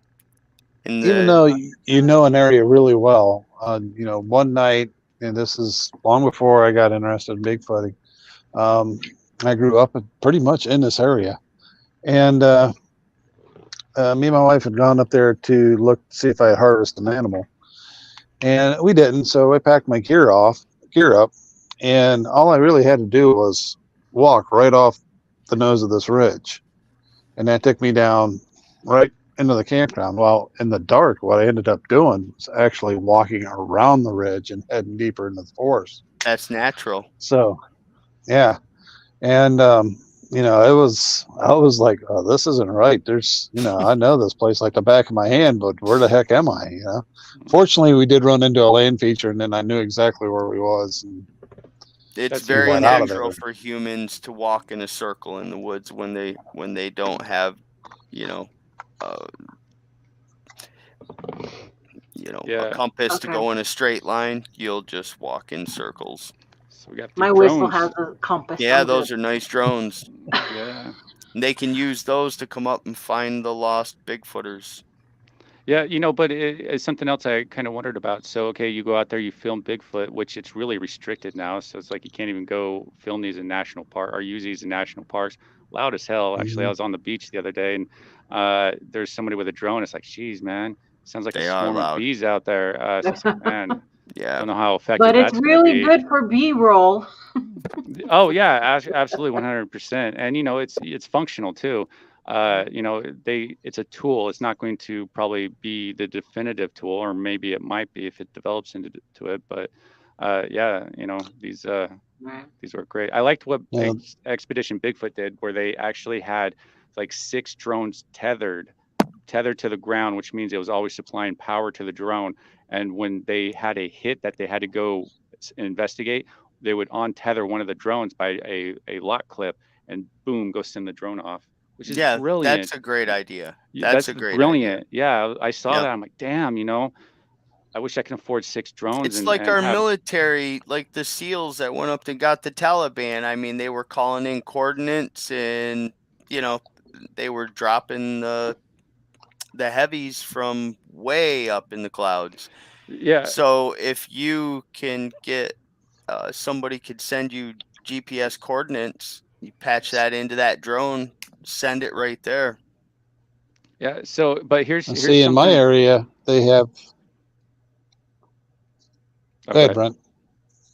No, go ahead. But in my area, they have a group called Drone Deer Recovery, and these guys use the high-tech thermal drones to find people's harvest that they didn't locate. And actually, their channel is very good to watch. And I had one video or whatever out in the woods where I kind of like, okay, are you guys operating here? I called them and everything, and find out more about it. Didn't really pan out too well, but those guys are expanding their areas and they're looking for pilots in different parts of the states and everything else. And they got some incredible high tech. They put that drone up there. They locate, the animal that the hunter lost, and they zoom right in on it, and they can tell everything that's wrong with that animal. Yeah, I mean that's kind of what you need right there is that type of technology for it's a good tool. I keep waiting for him to say that there's something walking here, we don't know what it is, but I haven't heard him say anything yet. Well, that's why it'd be really good to start collaborating with those type of people, go outside the Bigfoot subject and see if channels like this would want to come on a Bigfoot search and use their gear. Because honestly, I'm never going to buy a $10,000 drone. You know why? Because I'm going to crash it quickly. And so it's going to be out. That's the thing. It's like, okay, so you buy a $10,000 drone. Well, are you thinking of contingencies of what's going to happen if a bird strike, a bird goes after it, eagle if or you something, hit a tree, you hit a tree or XYZ, a blade breaks or whatever, lose it in the middle of a lake. Yeah. So it's like, it's nice to have, but practically, unless you have like 2 or 3 of them, I plus think I'm the never going to take rate is much higher than it could go bad. I'm never going to learn how to fly. I don't really want to take the time to learn how to fly when to go become some expert pilot to go, try to use it. I mean, I don't know. Long distance on the face of Rocky Mountains up here in the Adirondacks. If I had a good drone and it had good optics for long range, keep that buzzing bee sound away from the mountain if you were a ways back. To locate heat signatures, I think that would be very, it would be good for you as a researcher, intriguing to think there's some, something on the face of that mountain right there. But it's not going to confirm it's a Sasquatch unless you get close and your resolution's really good and you can see the arms and legs and the whole motion, and there it goes. So seriously about this. Can't with obviously I don't have a drone, or I have the little toy drones and stuff, but I have a little one. Can't you get like one of those high-end thermal scopes or whatever and have it record or whatever, maybe have it Bluetooth record? You can utilize the camera, the thermal camera or whatever through Bluetooth options. Duct tape it to the top of the drone, literally duct tape it, and send it up there, and use that to try and of course you'd have to have that signal. There's got to be some way to better utilize some of this technology. No, they want you to pay $10,000 for that. If you had a good drone and it was heavy duty, what they need to do is built into the body of that drone, they need to be able to inflate a balloon that will carry the weight of the drone, so you can use the power and the noise of that drone to locate your target. But once you want to go quiet, then you inflate that balloon and shut the propellers off, and now you have this tiny little propeller in the back to just float you around the rest of the night. That's like a blimp.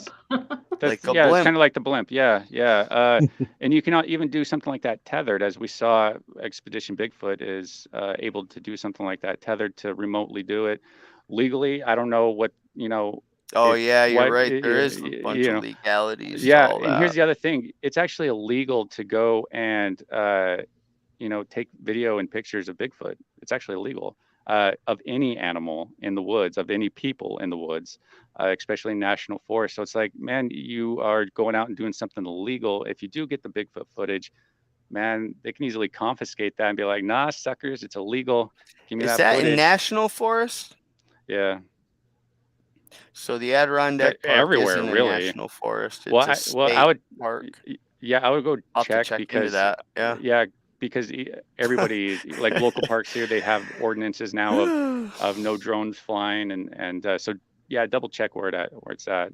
Well, my brother Kylan had a pretty good drone, and he said that he spoke about some rules. There was certain areas you couldn't go above this, and you couldn't go into these areas. But I like my duct tape idea. Duct tape a really nice thermal drone.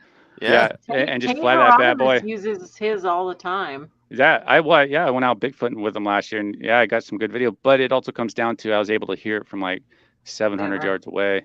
Yeah, is what it said on the thing, because the camera or the drone was 700 miles away, and it still sounded like a swarm of bees. I think if humanity continues to use all this tech up into the woods, and nobody's hurting the animals, the Sasquatch, eventually they're going to become privy to it. Take, for instance, the white-tailed deer season. How do they know when hunting season starts and stops? Because there's deer all over out in the field before hunting season starts. But as soon as hunting season starts, they run for the hills. They're hiding in the bushes. They know something's up. When a person walks up into the woods covered in camo with his rifle and all of his stuff, he's to go hunting, and his demeanor is looking around, the animals recognize that. Another person just going up into the woods to go find a special flower isn't thinking nothing about that, and the animals can sense that's no threat down there. Well, so I wonder if over a period of time, be it that technology is kind of new. I mean, back up 100 years ago, we did not have what we're talking about here today. So all of this technology and these lenses and thermal and IR and recording devices and all the trail cameras sounds that they make, it is relatively new. But if they aren't getting hurt by it, I wonder if over a period of time, Sasquatch will finally be a little more content, as I think they're a little more content being around humans anyway, because humanity's changed its ways over the period of the last 100, 150 years. We don't just blast everything we see up in the woods to eat it. Yeah, I don't know about that, because it goes back to the intent. If I was a Bigfoot and somebody was out there doing some shenanigans like I was doing with tech gear stuff that they didn't understand, I'd be like, maybe I should stay away from this person. Maybe, that's why you guys had more type of experiences when I left, because I had all the tech and the gear, and I was doing agree with problem. You. I was creating more problems and on variables in the forest. So, it comes down to, well, like your original question, how much is there too much gear, or is gear the problem itself? Right. Because like I say, I'm looking to see one. So maybe, my trying to document it, and maybe Bigfoot thinks I'm trying to track it. And if it's something doesn't want to be tracked, so maybe it's going to stay away from those people if we're looking at their prints or casting their prints, because they follow prints of animals to go hunt. So they might think, oh, these guys are hunting us, so let's stay away from them. Track it, trap it, Yeah. Mm-hmm. But that's only been for 60 years that we've been chasing. I know we're getting a little short on time. No, we're not. Real quick. I'm going to be going over, folks. This is, I created a show. I need to finish it. Sorry. Today we are going over. Put on 2 devices. Okay. Put on 2 devices. Yeah. Awesome. I would say, Brent, a lot of it has to do with, your hands. Them being able to see your hands, because I've had some really odd things as of late involving hands. If something is in your hand or in somebody else's hand or whatever, as opposed to, and that's why I'm like, get the camera out of your hand, put it on someplace you're not gonna. Yeah, I've tried put it on your head, put it in your pocket. Sure. Yeah, well, going hands-free, Bobo even talks about if you point at them, they apparently flip shit, because that's like pointing a rifle or something. But yeah, that does make sense of being more hands-free, which I usually am not, because I'm more documenting of the journey of it, which in itself, like I'm saying, I might be counter productive of what my goal is of trying to encounter one face-to-face. Maybe my attempt of trying to document it is what's causing me the problems of not seeing it. No, I took a cue out of Central Florida Bigfoot's book, and I purchased one of those. It's a windy bump helmet, but it's the airsoft one, so it's nice and light. And with it, I can put my GoPro up on top of the battery pack in the back, and I can run that GoPro nonstop 8-10 hours, somewhere in that. and not miss a thing. And if there's a crack, like one of the videos I did, we had a crack, and my head spun right towards it. And what it was a tree about ready to fall on us. But all right. well, the camera in my hand didn't move, and I think that's a big part of it. And getting your hands free, I think that's a huge part of it. And that Wendy helmet, you can snap pieces off real quick and snap different pieces on. I can go from daylight mode to night mode in just a couple minutes. That's a good idea. Okay, so let's move on to LiDAR. What are your guys' thoughts? We really wanted to. Michael had LiDAR on his phone, and some of the suspected tracks we attempted to use it. I think it's awesome if I can figure out how to operate it, right? Right, and that seems to be the issue, right? Is there ever going to be an end? When I figure out one thing, there's some new technology thing, and it takes me forever and eons to figure that out. And then you think you got everything you need, and then next thing you know, you gotta. Right. I use that. It's not really LiDAR; it's WiDAR, which is a photo mapping app. I met Mike Ann of Tactical Bigfoot. Thank you. Tactical Bigfoot Research. And he showed a whole bunch of, 3D apps that you can get now on your phone. And the nice thing about them is that, you get 5 free with each one. And it just so happened that the next day we came across something that we found suspect. And that was really nice to use that WiDAR app to build a 3D model of it. And the really nice thing about it is that you could see, what was going on inside the print. And I've used it a couple times, and in those few times I've used it, I just took it out to show, doing a deer print or something like that, you have this large deer print, but inside of it there's a real tiny set of fawn prints that the WiDAR brought out. And used it in West Virginia, where it's still, there's a bit of a learning curve, because it took, tells you, up to 60 photos is best or whatnot, and then you got to render it through cell service. What I don't know is if you can, you have something that's suspect, you can take 60 photos of it, move on to the next one, take 60 photos of it, and then move up and render it. What I was doing was I would take 60 photos of, what was suspicious, then go up there and just sit there and wait until it rendered through the internet, and then go back down and do the next one. And that ended up being a time-consuming and battery-chewing kind of thing. But, again, super light. You got it with you. And I was mistaken. I should have had one of my battery sticks with me. I could have quickly recharged the phone, done the next one. And again, if I had known a little bit more about the program, I could have probably captured all the suspect captures that we thought we'd seen. So it's a nice tool for something quick, something you maybe possibly can't cast, to use. I don't think we quite utilized what Mike had, to our benefit. That photo I brought up was one of the photos that came up on his unit, but it comes down, he wasn't very familiar with the app too, because I think he just downloaded it before coming down, and but yeah, he did a good job with that.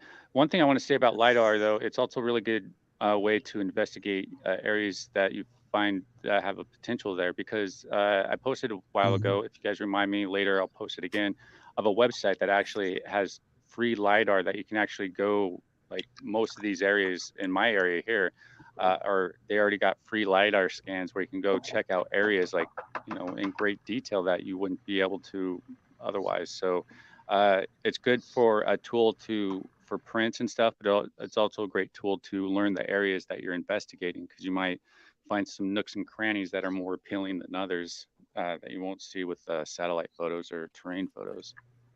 Yeah. Well, I can tell you that Alex Petikoff likes Scaniverse. He's used many different types of apps, and according to him, Scaniverse is one that he really likes right now.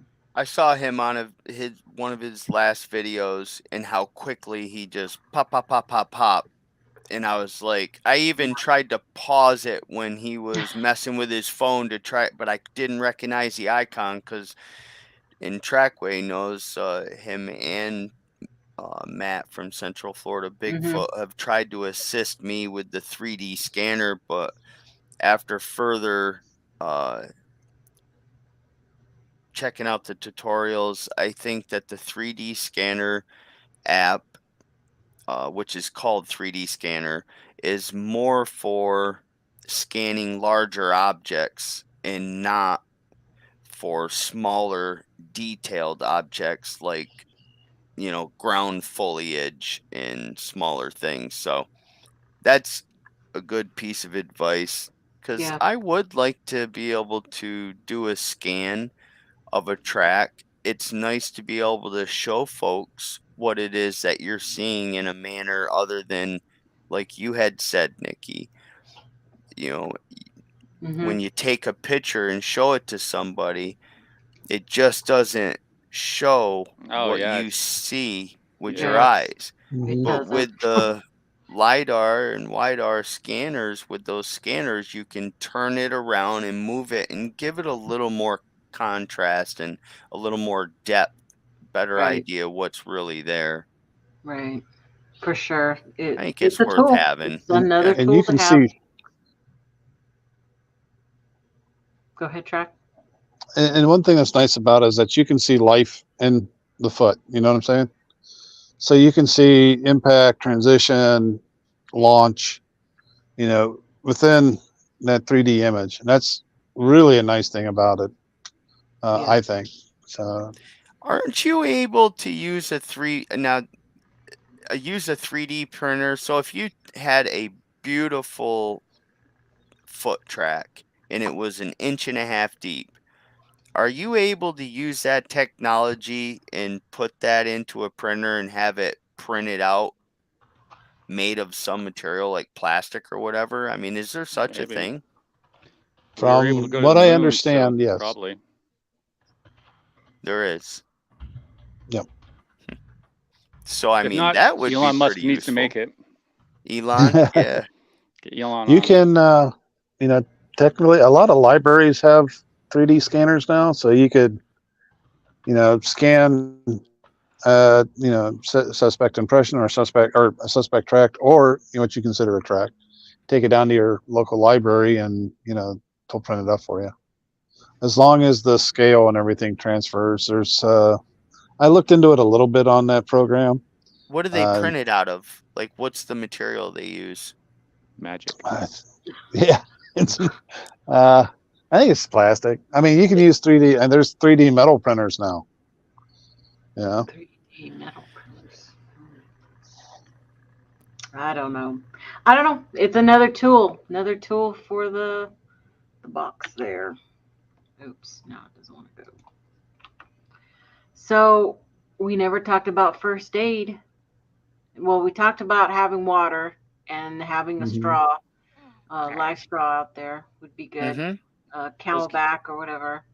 Those camel backs are mainly for like runners, trail runners. You'll find a lot of trail runners out there, and basically they don't need to really carry anything other than water. That's basically what those backpacks are for. Because mine has one built right in the backpack. Yeah. I've never used it because I didn't want to get it dirty and have it all nasty. I figured if I ever really had to use it, I would. But it's been sealed since the day I owned it.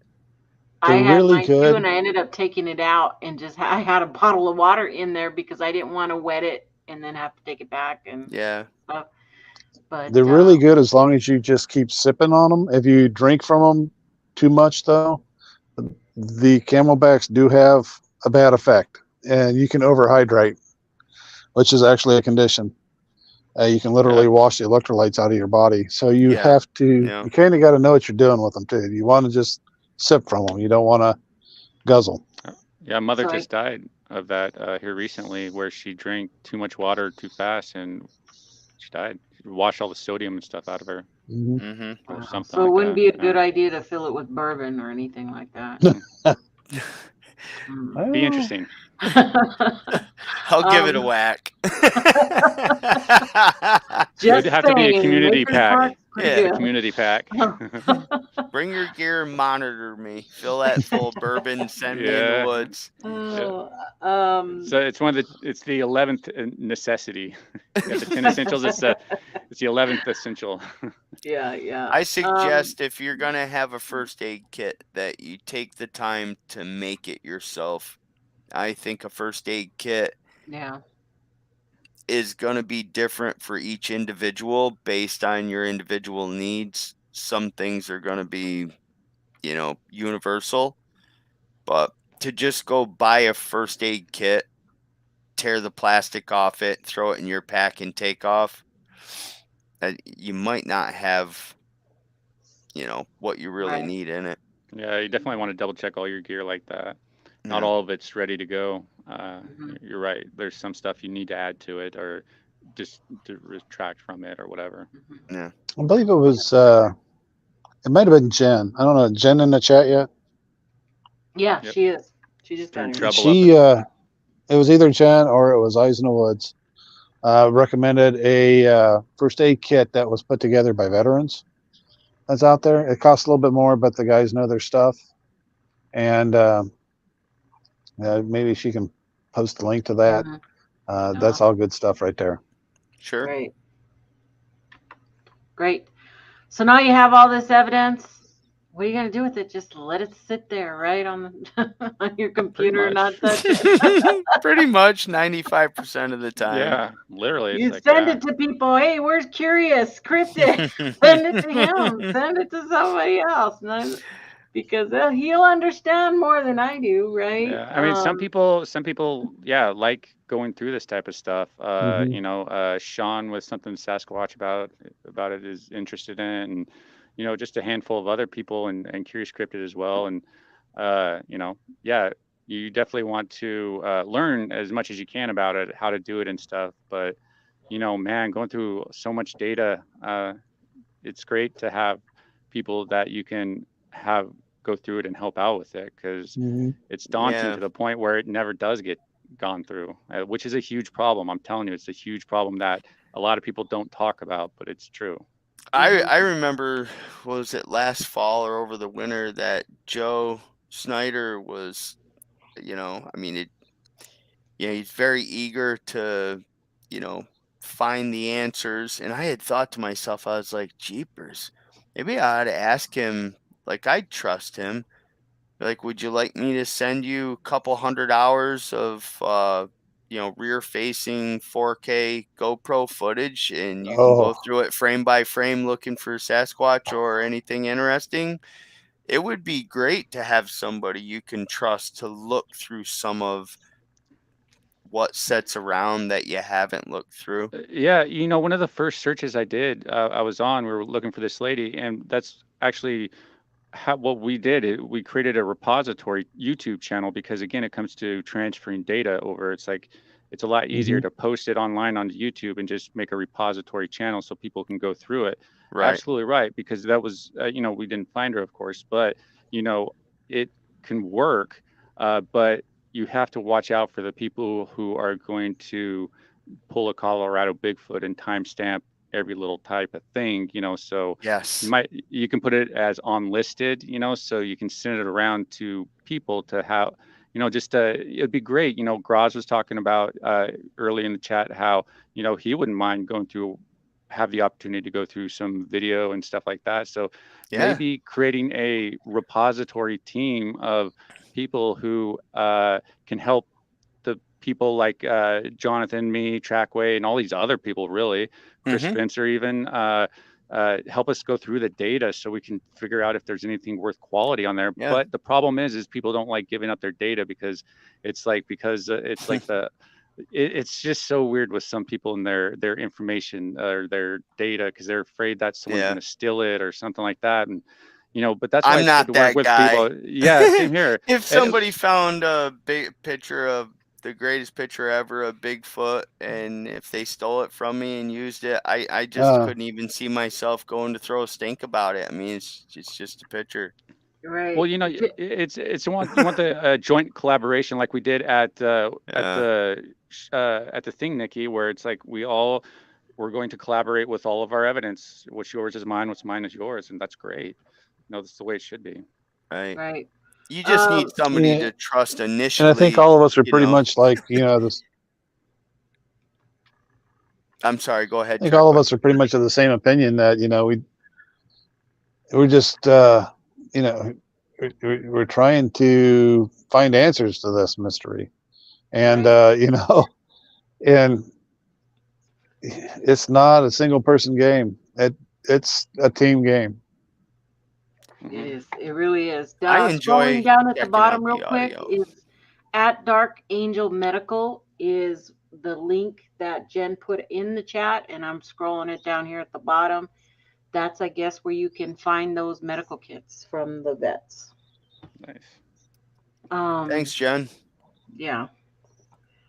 So it's in the chat as well. So what's next? This was the last piece I had put into the show primarily for Matt, but it's safety and ethical considerations, when you're out there in the outdoors, because you're dealing with wildlife, right? At any point you could encounter a bear, a cat, something that wants to harm you. So safety, right? It's all about the safety. And I know I didn't feel safe that last night. I didn't. And I didn't let my fears get the better of me, but it did keep me up all night, along with all the other little noises that I was hearing. But it can give you a sense of false security, and I am well aware of that. But at the same time, it was nice knowing when we're walking in the pitch black out there that, Brent had a pew and we had bear spray and something like that. And it also brought awareness that maybe you shouldn't be out there all alone. You probably should have a partner. Well, I mean, we didn't really have much of an issue because of all the people we had out there. Yeah. It's you can go without carrying and stuff even. Yeah. And you really need to know your local flora and fauna. Yeah. And your ODNR rules. Yeah, I think that's very, very important. Our population is rapidly increasing, and if you start looking into the effects humans have had on our ecosystem, I mean, you'll see that our scientists and biologists and our think tanks in colleges are doing a magnificent job of holding back a lot of bad things that could happen to the environment, for sure. I mean, there's a lot of, this year alone, that gypsy moth caterpillar, it was like 3 years in a row of defoliation of oak trees and different types of trees in the Adirondacks. Different parts of New York State hit worse than the others. And finally this year in the spring, they sprayed certain areas that they deemed to be, needing it the most.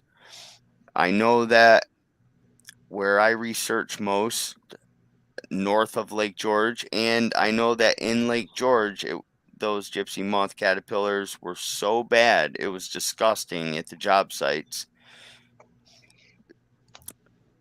That area wasn't on the list of being sprayed, but they started to come out this spring, and then all of a sudden it never happened. And nobody's really talking about it. But that was because they did their research they found a chemical to spray and made a decision to spray and wipe them boogers out.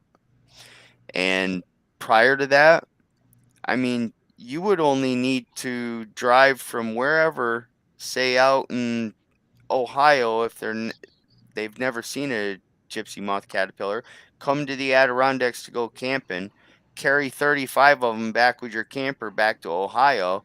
10 years later, you have an infestation of gypsy moth caterpillars spreading through the United States out through there.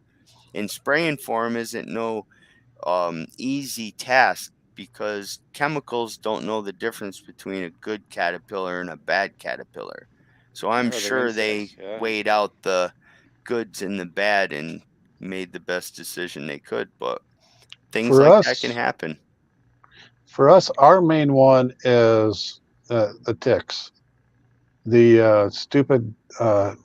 We never had them until just last decade or so. You know, the deer tick and the Lone Star tick have infested our area, and they're the ones that carry Lyme disease. So the old wood ticks weren't a big deal. You know, they were about the size of a screw head or whatnot. They were kind of easy to see. They were slow, and they were only active in a little part of the year. But these deer and Lone Star ticks, they are tiny and they are active all the way into January. And they are fast. They are very small little boogers. When you sharpen a pencil and you get the length of your pencil lead, that's how small these things are. And the one carries Lyme disease, and the other one carries the meat allergen. So if you got bit by, that's Lone Star. If you got bit by a Lone Star, you remove it. Basically, what happens next is that week or so goes by, you go to a meal, you have steak, and next thing you know, you're choking right there in the restaurant. You're going through anaphylaxis. I'd be so crazy. pissed. Does that last forever? I don't know. Today, as far as I know, I don't think there's not for that one, but I think they found one for Lyme disease. Or working on it. Now, last time we was out last year camping, and I won't go near the grass because the ticks are so bad in the grass. But Mrs. Trackway got bit on the knee by a deer tick, and she immediately started showing the bullseye rash. Oh boy! So we packed up quick and got out of there, and she got treatment right away, and that's the big part of it, is getting treatment. And she's still to this date, because that was November 1st last year. She's still having some issues with the bite site. Wow. Yeah. I got that bullseye a couple years ago. That thing was like the size. It was like that. The third nipple. It was something else. Something I do want to point out, though, is there's a lady. Some of you guys might know who she is. She's a hermit lady. I've posted about her many times before. She's in her 80s now, and she's lived out in the woods her entire life, pretty much alone and stuff. And she lives off the grid as off as you can get. Like, you got to get a helicopter to go live there. Can't remember what her name is. But they go out there and test her out, and stuff. And she built up immunity against like Lyme disease and ticks, and so she doesn't get affected by stuff that we would usually get affected with because of where she grew up with. Because like way back in the day, like World War II or something, her family fled into the woods to escape the war and stuff, and they just never came out. And the family members eventually died and stuff, and they came across her. I can't remember how many. There's like a really cool documentary. Again, remind me and I'll post about it later. Yeah, really that cool would be documentary great about to her. see that. Yeah, but it's amazing of the immunity that she would have built up out there. Which leading back to the Bigfoots, it's like, well, maybe they probably built up some sort of immunity too. Probably not against our germs, which makes me question about the close contacts that we have with Bigfoots, because I believe our germs might cause issues with them. So I question some of those, but yeah. Anyways. Well, that's great. I mean, that's a great conversation right there. I think we hit on almost everything that would entail an investigation of some sort into the Bigfoot.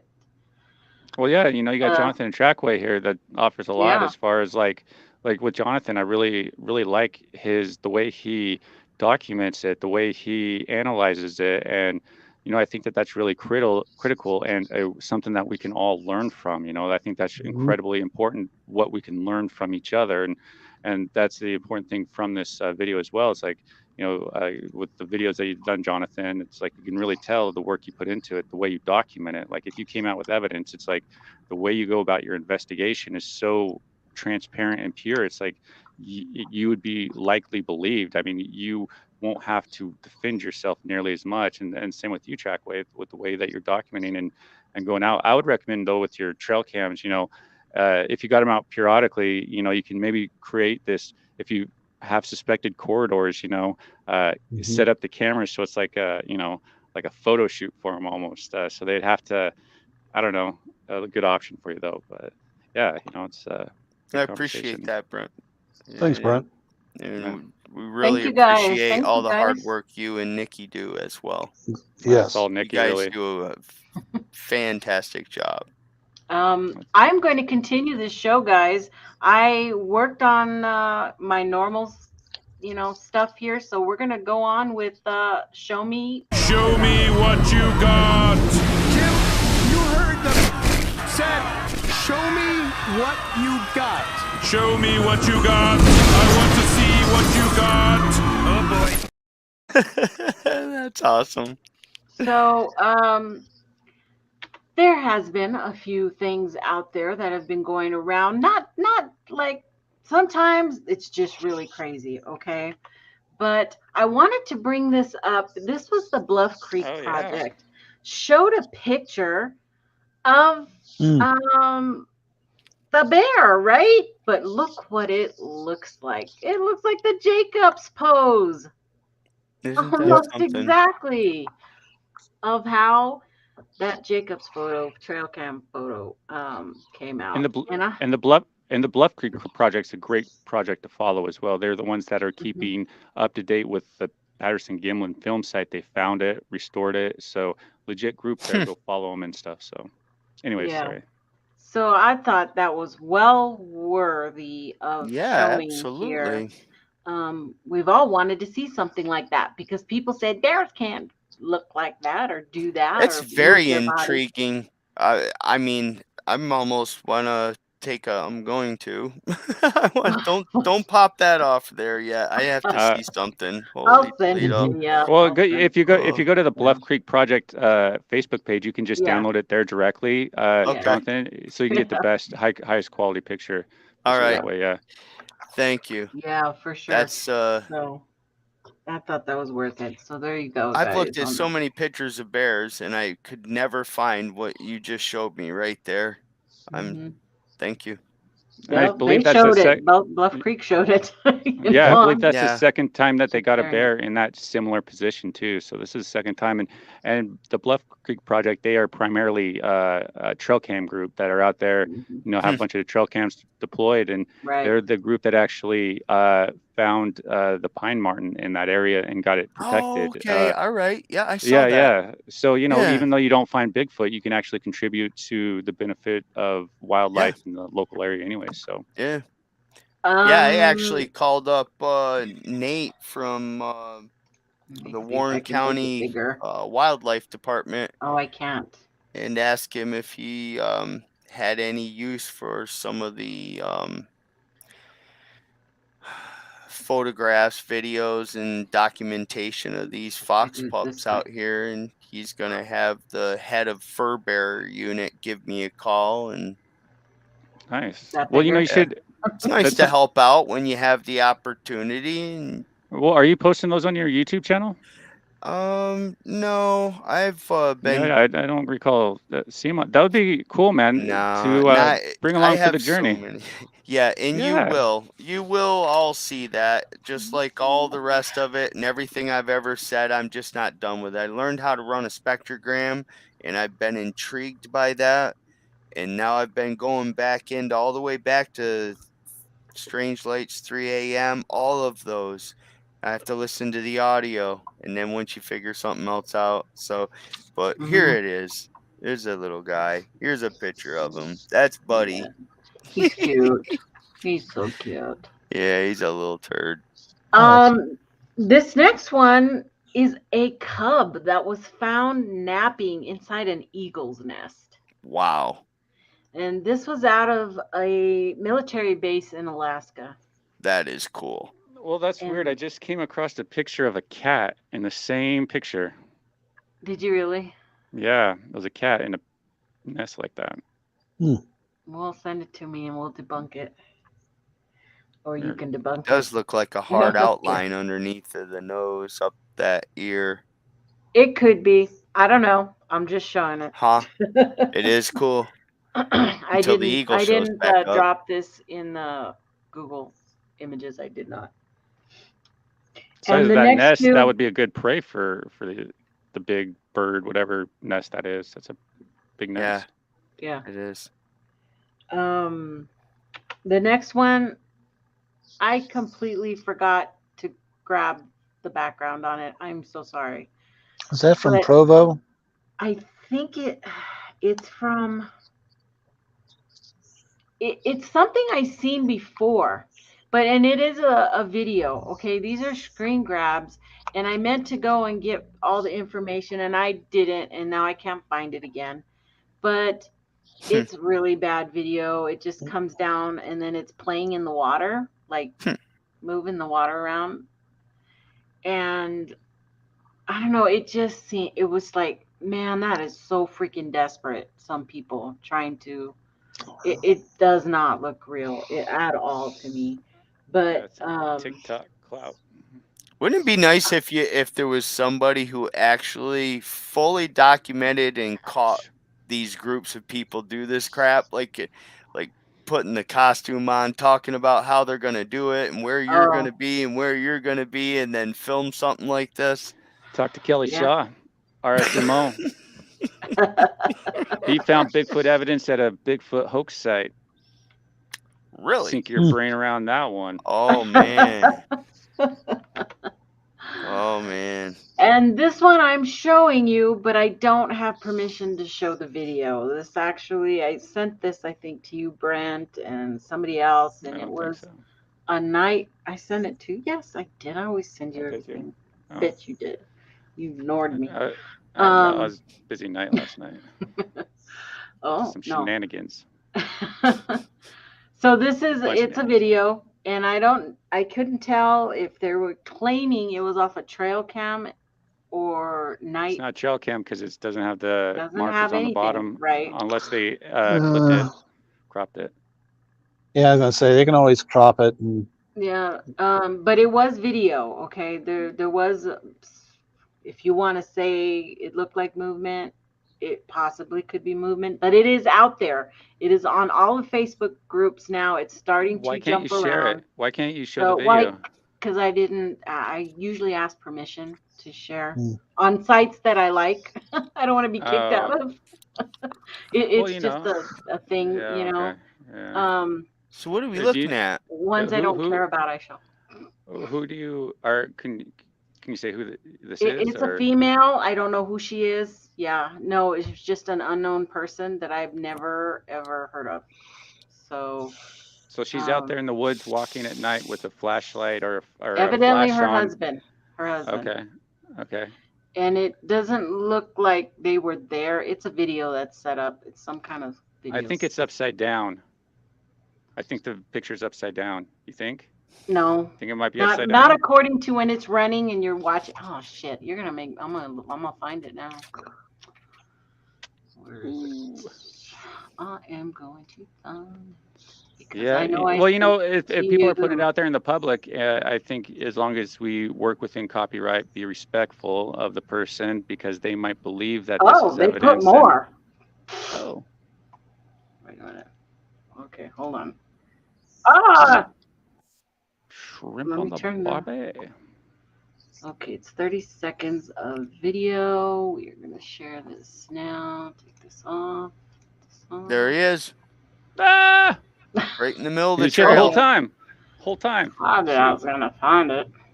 Okay, here we go. What's up, Joe Pass?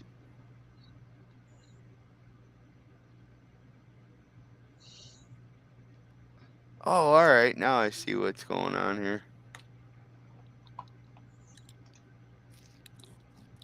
That doesn't really look like a trail cam photo, though.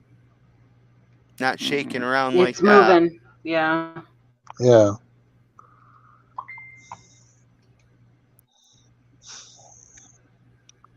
If I were to guess, I'd say something like a psionics, maybe.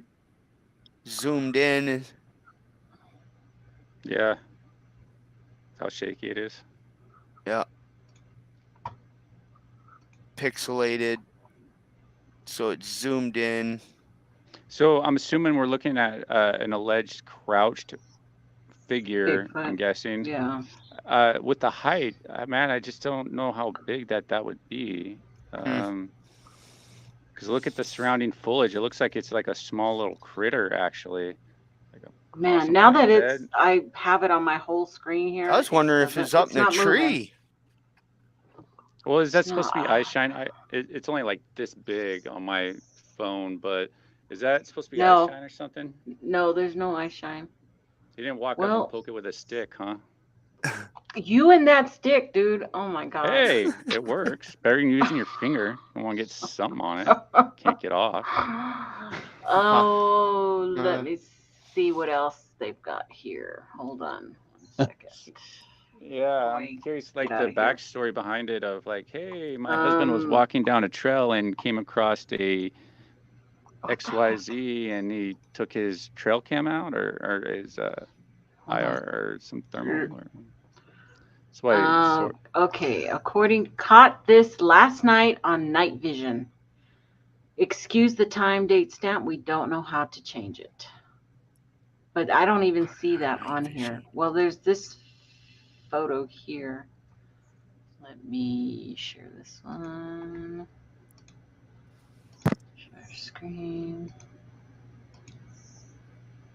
Ooh, that looks really small there. Ooh, let's try to make that bigger. That's about as big as I can go. Oh, I can crop that bad boy. Doing portrait style screen capture. Man, you got to do landscape screen capture. It's too bad there wasn't something in the photo that could give you a... Oh! Whatever they're doing, it's also on... they're videotaping off of a screen because there's background of... Yeah, you can see I the think lines. what you're looking at... I think what you're looking at here is actually a set of IR binoculars from the looks of it. Well, there you go. Because that kind of reminds me of my Bushnell, but yeah, that reminds me of binoculars. So guys, if this was us, what would be a good procedure? Okay, so let's say hypothetically we're walking down, we catch this. I don't know what happens afterwards. I'm guessing they left and ran away or something, right?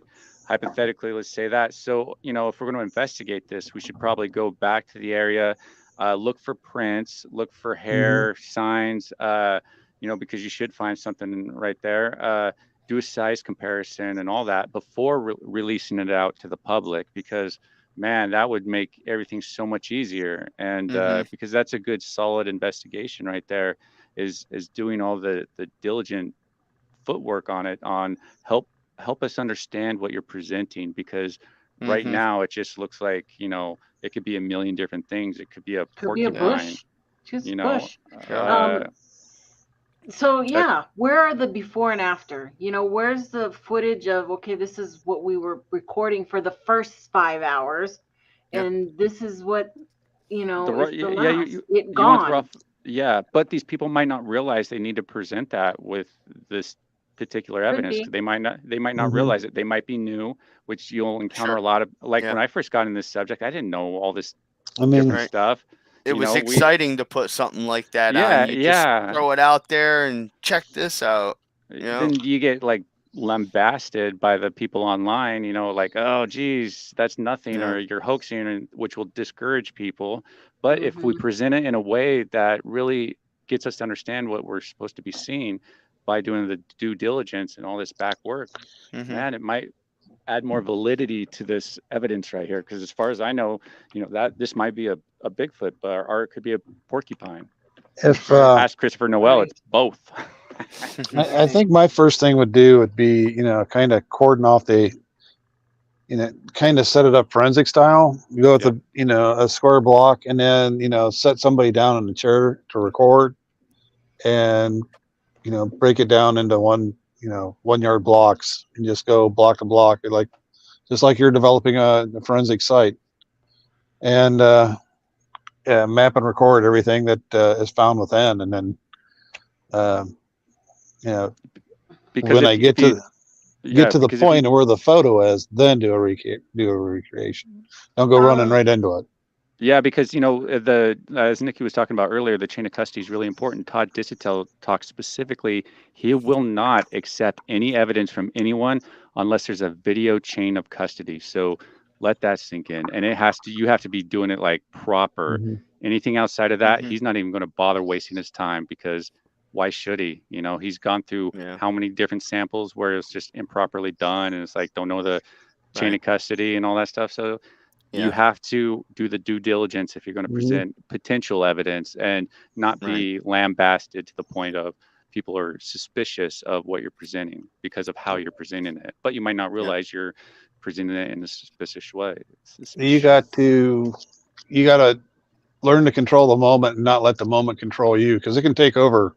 That's very true. In a heartbeat, and you don't want to go running straight down in there. Statement. And mind your P's and Q's, and it's so easy to fall out of being focused when you have something like this and you go back in to reinvestigate. I don't know, it's just the human mind doesn't like to stay focused. Maybe it's just mine, but after you're there for a half an hour or so and you don't see what it is that you thought you were going to see, I mean, sometimes you just, unless you're like an investigator like Steve Calls, where he has been trained and repetitively knows those steps. And those are the steps you need to feel confident about in order to stay interested. Because sometimes I'll see something, I'll think, boy, I should go through all that because that might have been something important. And then before too long, I'm thinking to myself, am I just going to waste another 3 hours, or should I just move on? That probably was nothing. Right. I've just got this from somebody. Damien I have a lot K. of those. Damien K sent this to me. What's up, buddy? Damien K. My buddy. To show this, and he sends me stuff. So I don't know if this is actually his or if it's somebody else's, but he wants me to show it, and I'm going to show it. So there you go. This is supposedly a real Bigfoot there in the corner, in the middle there. Well, this is where, Damien, it comes to play of going back to the area, doing a follow-up investigation, showing that it's not a stationary thing, and do size comparisons, double check for prints. That would add so much more than just showing us a picture and saying, hey, guys, this is Bigfoot. But if you went back and did that, all the due diligence, when you're presenting it to us, we can be, we can perceive it a lot different than what we are right now. Because the way we perceive it isn't going to be the way that you want us to perceive it, because of the information isn't there of what you think is there. And so you need to do more work on, respectfully, doing those due diligence, because it's a great example that other people can learn off of from you by doing these due diligence. So that's what we really need to focus on teaching in this subject is doing the due diligence, especially when we're presenting the evidence and stuff. So. Ideally, what you want to do is you want to build a complete 3D picture of multiple data points, so that, when you prepare your argumentation for, argumentation against, that, you have a very astute, a very directed piece of argument that you're going to put. Because what's going to happen is people are going to come at you 360. So you really want, you want 360 degrees. You want every piece that you can pull out of that, you know. And be humble enough to recognize you might not have all the answers. You might not have done it Bingo. right. Other people might actually be giving you advice that you don't take it as an attack. Don't get so emotionally attached to evidence or people to the point you can't perceive reality properly because you were so emotionally attached to whatever, you know, that you can't see what's going on because you're so blindly defending the person or the evidence and stuff because of the emotional attachment blinds you to the truth sometimes and the facts. Yeah.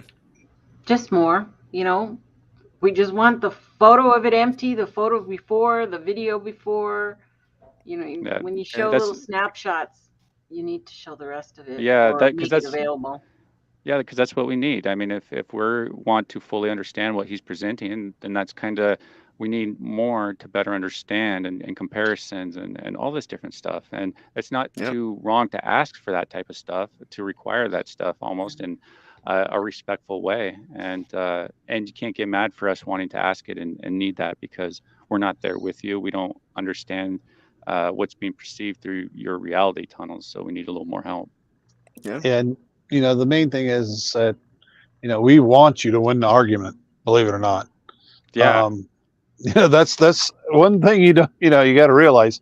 We're in your corner. We want you to win this argument. Right, for sure. Yeah. So what's in this picture here we're supposed to be looking at with a log? Underneath that log is supposed to be a juvenile Bigfoot. Oh, okay. There's something under it. I don't know if those two white spots are supposed to be the eyes or not, but no information on this. Just somebody saying, "Here's my juvenile Bigfoot pic." Yeah, and that's again, you know, before, after, this really should be rejected as evidence because it's really not evidence of anything. It's an evidence of a subjective interpretation of what's being shown is what it is. That's why it's important to have follow-ups. So the subjective could be objective and be verified and stuff to get size proportions and stuff. Yeah, if you're going to take that picture, then, you know, there surely be more. There would be more, or there would be something you'd be able to explain how you got there, what you did after you left there. Right. Not just a picture. Not just a picture. So that's what I found for this week.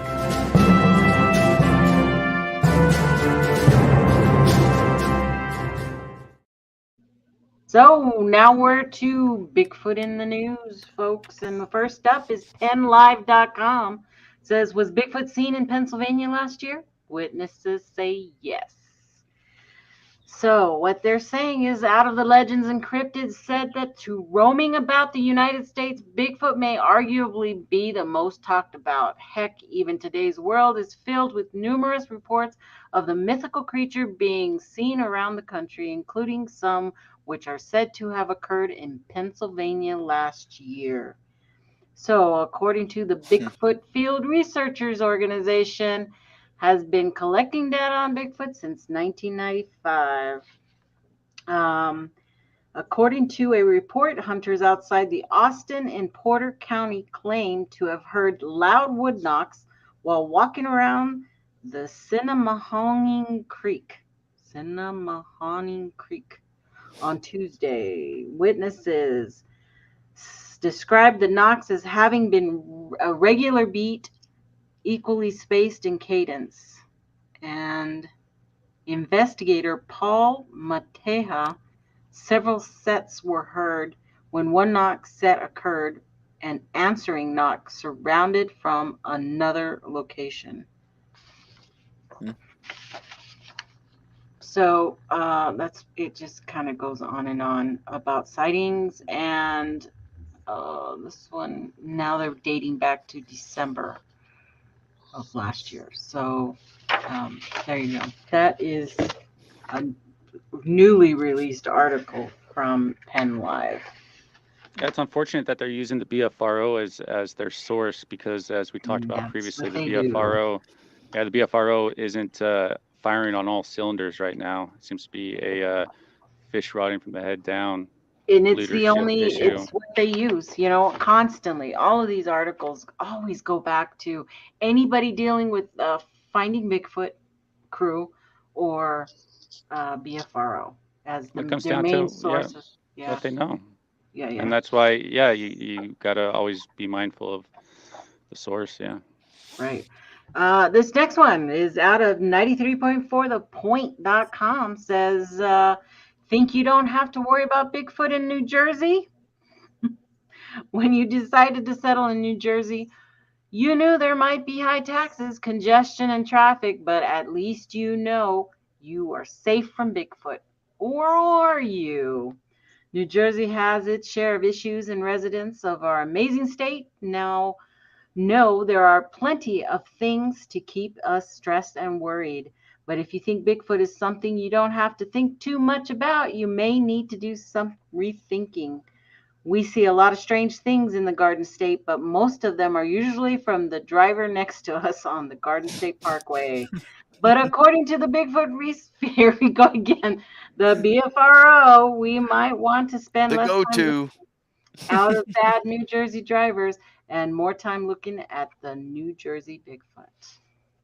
And you actually hear a lot about, the Jersey Devil and stuff. Yeah, the Jersey Devil. You know, I'm more comfortable walking in the woods at night versus like walking down some of the streets at night. It's like I'd rather feel safer with Bigfoot out in the woods than some of these crackheads wanting to come shank you for $1. Right. This next one was really interesting because it had a lot of pictures with it. So this is out of the IndiaTimes.com, and not India the country, India the city. On the hunt for Bigfoot, bear prints discovered deep in Alaska wilderness send believers into a frenzy. In astounding turn of events, the finding of what is being characterized as a barefoot prints deep within Alaska untamed wilderness has thrown the world of Bigfoot fans into a frenzy. The prints discovered in a remote and rocky section of the state have ignited belief in the existence of the elusive monster. But is that with the tracks found deep, remote in the state, but on a hiking trail? That's what I was wondering. I mean, there's a bunch of human tracks in the mud that are older than the Bigfoot tracks. Yeah, because we know that they do barefoot hiking. A lot of people do actually barefoot hiking, which my feet wouldn't do it, but a lot of people do it out there. So something to consider when you're finding tracks deep, remote in the woods, but it's off the hiking trail. Yeah, and those, I mean, if there's any truth to the tightrope, those feet are walking like I did in 6th grade, like a hillbilly. Okay. The photos depict barefoot prints pushed into the dirt with the heels and toes clearly visible. 2 of the prints had tape measure next to them, one measuring around 11 inches and the other approximately 12 inches. Is this the same one? Oh, this one. Oops. Did I miss that one? Yeah, it's that one with the things there. It's the same one. This was in July. And skim through this. It doesn't say hill's more depressed. It doesn't say exact location. Look at the toes. Look at those little toes, man. Those are human. Those little toes have never seen or have never. They've been in shoes, man. They've been in shoes. Those toes have been in shoes. And the weight's sliding out towards the little toe. You can see where the mud's all piled up. And then you look at the bottom of the foot. That looks like a human foot. Yeah, it does look like it has a high arch. Yeah. It looks where the heel and that inside arch would be. I mean, you guys are tough. I'll tell you. I wish that's you awful. did. Like right there, like right in the middle, all that other bicycle tracks and dog tracks and little kid tracks and big dude tracks and awful lot going on there to have that one barefoot right smack dab in the middle. Damien K wants to ask Brent, do you believe they are able to shimmer or cloak? Nope, only in the Predator movie. But I do ask Damien a question. Does a cloaked Bigfoot give off a shadow? Ooh. That was good. Okay. So, there was that one too. Probably the same one. No. Yeah, it looks like the same one from a different angle. Looks like a boot print walked in a bear print. I don't know. It looks like claws at the end. I don't know. It looks like I'm a little tiny phone. I don't know. I don't know. Well, you consider the source too. Is it a reliable source, or is it just some rando posting stuff like trying to get kicked out of? The whole article does not have a name who found it. Doesn't say anybody. Who's nothing but the creator of the article.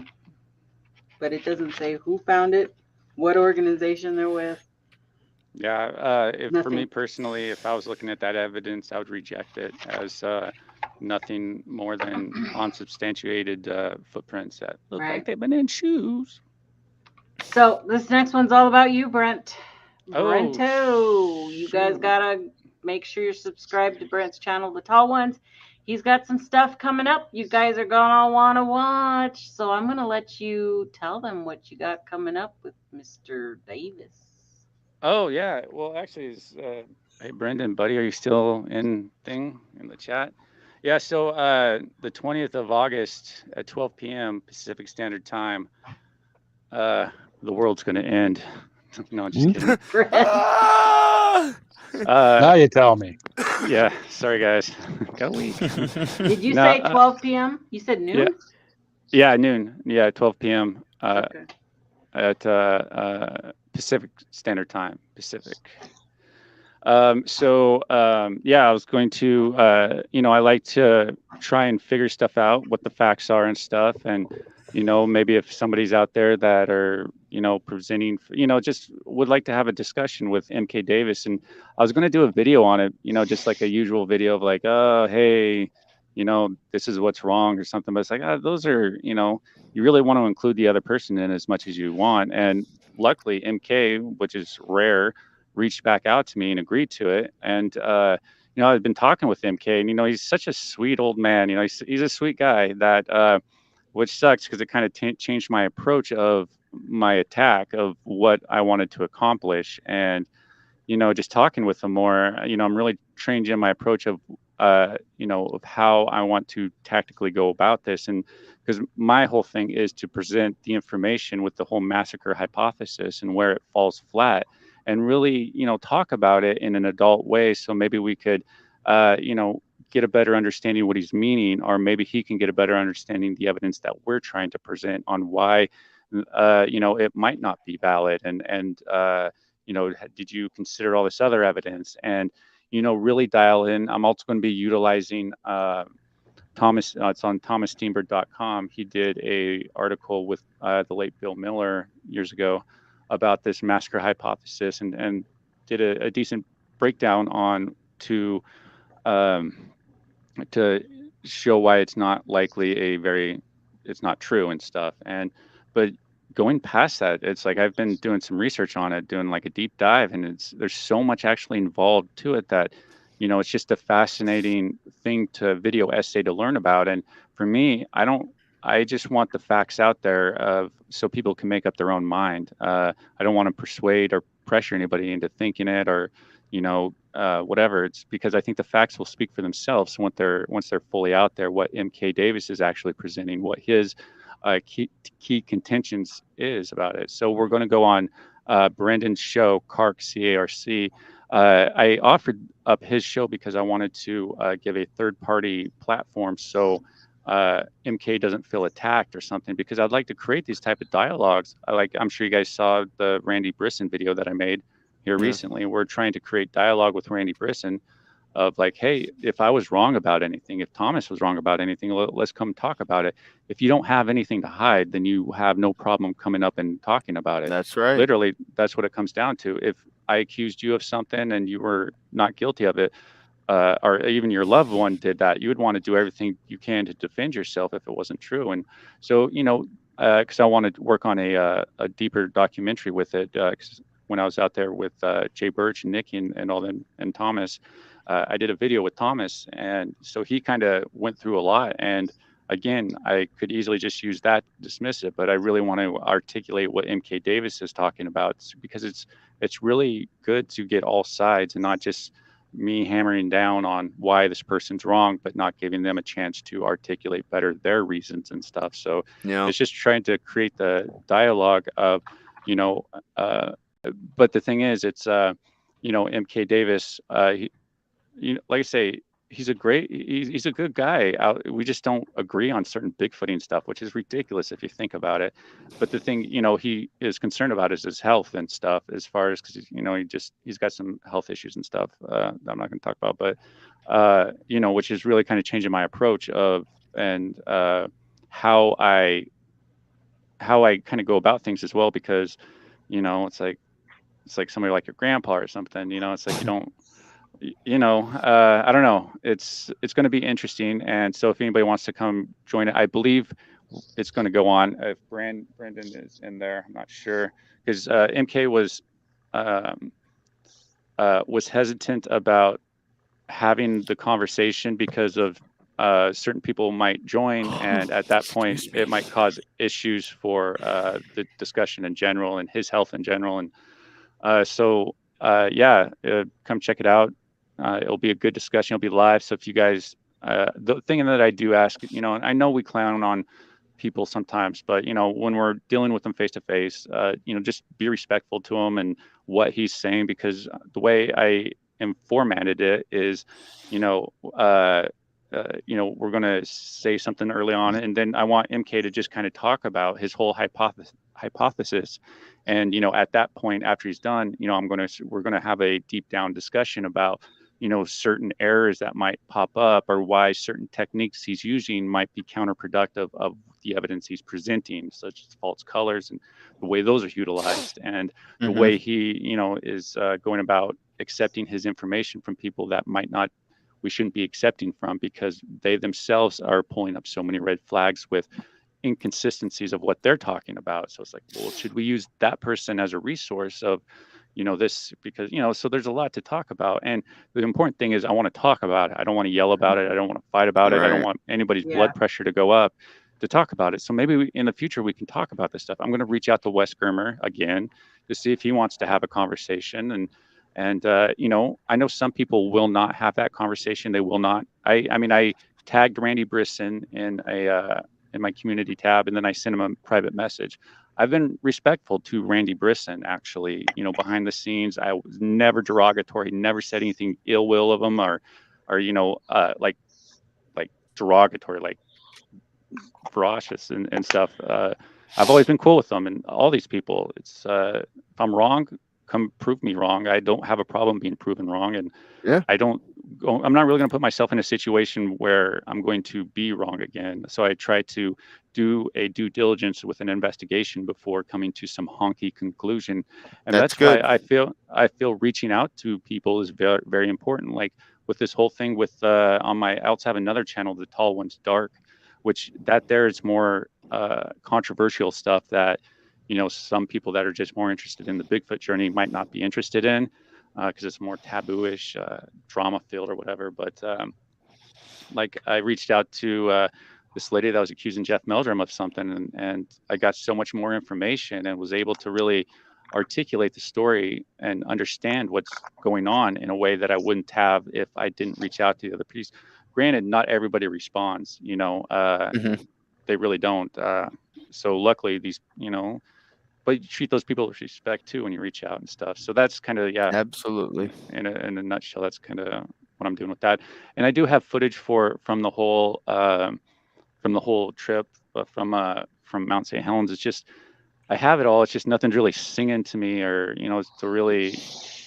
to put something together. I was actually just thinking about giving it all to you, Nikki, and you can do whatever you want with it, because I'm really having a hard time of like doing. I just don't know. I got a lot going on. Life, you got to balance things out. So I know exactly what you're talking about. Yeah. No, it's gonna take 30, time. 40 videos that are half 3/4 prepared, and I just get stumped, and I'm like, oh man. It's just, people need to be patient. We're trying to put stuff out here and there, but when we came home, it was like back to reality, right? And I focus on my family and stuff. I got stuff going on of my own, so that's going to go on the back burner. I really want to produce a nice video for you guys, a nice document of everything that happened there with the videos and the music. You'll have and time. There'll be a time for it's it. there.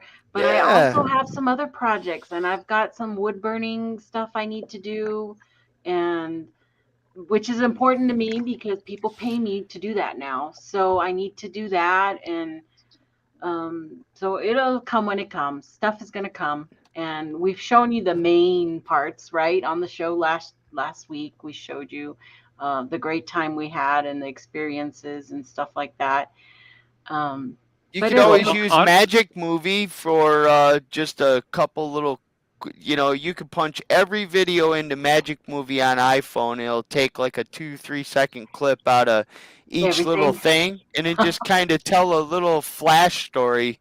And then you could do the detail later. Yeah, see, here's my problem. Honestly, it's like the footage that I have sucks, man. Like what I wanted for it to be and what I have is two different things, and I'm disappointed at what I was collecting there.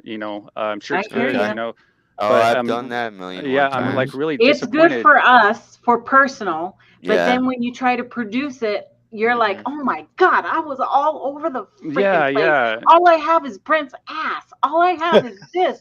His ass again. Like, what and the again. Heck? His ass. I know. I was looking all of my footage, and I'm like, this is ridiculous. How am I going to produce something with half the time it's on the floor because I'm paying attention to something else, It's hard. I'm Brent, not a videographer.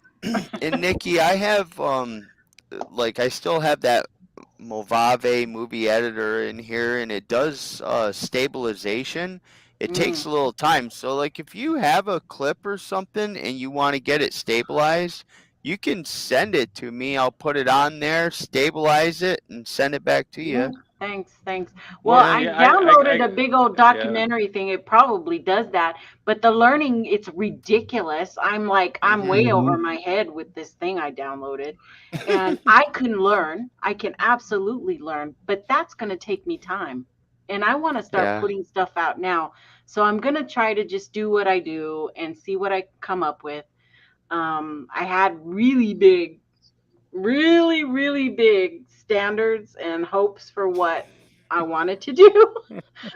When Brent and I were talking about it, I was flying high about some of the ideas we had. I've kind of mellowed out a little bit on that now that we're back home, but it's exciting. Get to that point where you're building something, right? And you get to way back at stage 15 and you're reviewing everything. You're like, oh crap, I spelled that word wrong. And he's like, screw it. That's it. Yeah. Well, one of the issues is the lighting, because you have the lighting that's at God, I don't know, it's at an angle like this that's coming at us all the time through the trees, which sucks to film through. That two-tone type of lighting, you have to have I don't have the camera skills yet. Actually, this whole debacle last trip is why I'm going to get a dedicated camcorder. I have the cheap handy cams or whatever, but I want to get a professional. I'm going to sell all my gear or most of my camera gear to get this. It's just like it's a camcorder camera. It's got detachable lens. It's it's like a couple grand and stuff, but I need something like that if I expect to go out to the woods and try to document this whole thing, because the stuff I have now, it's just a joke, man. You can get some of the older cameras that Les Stroud was carrying around on Survivor Man.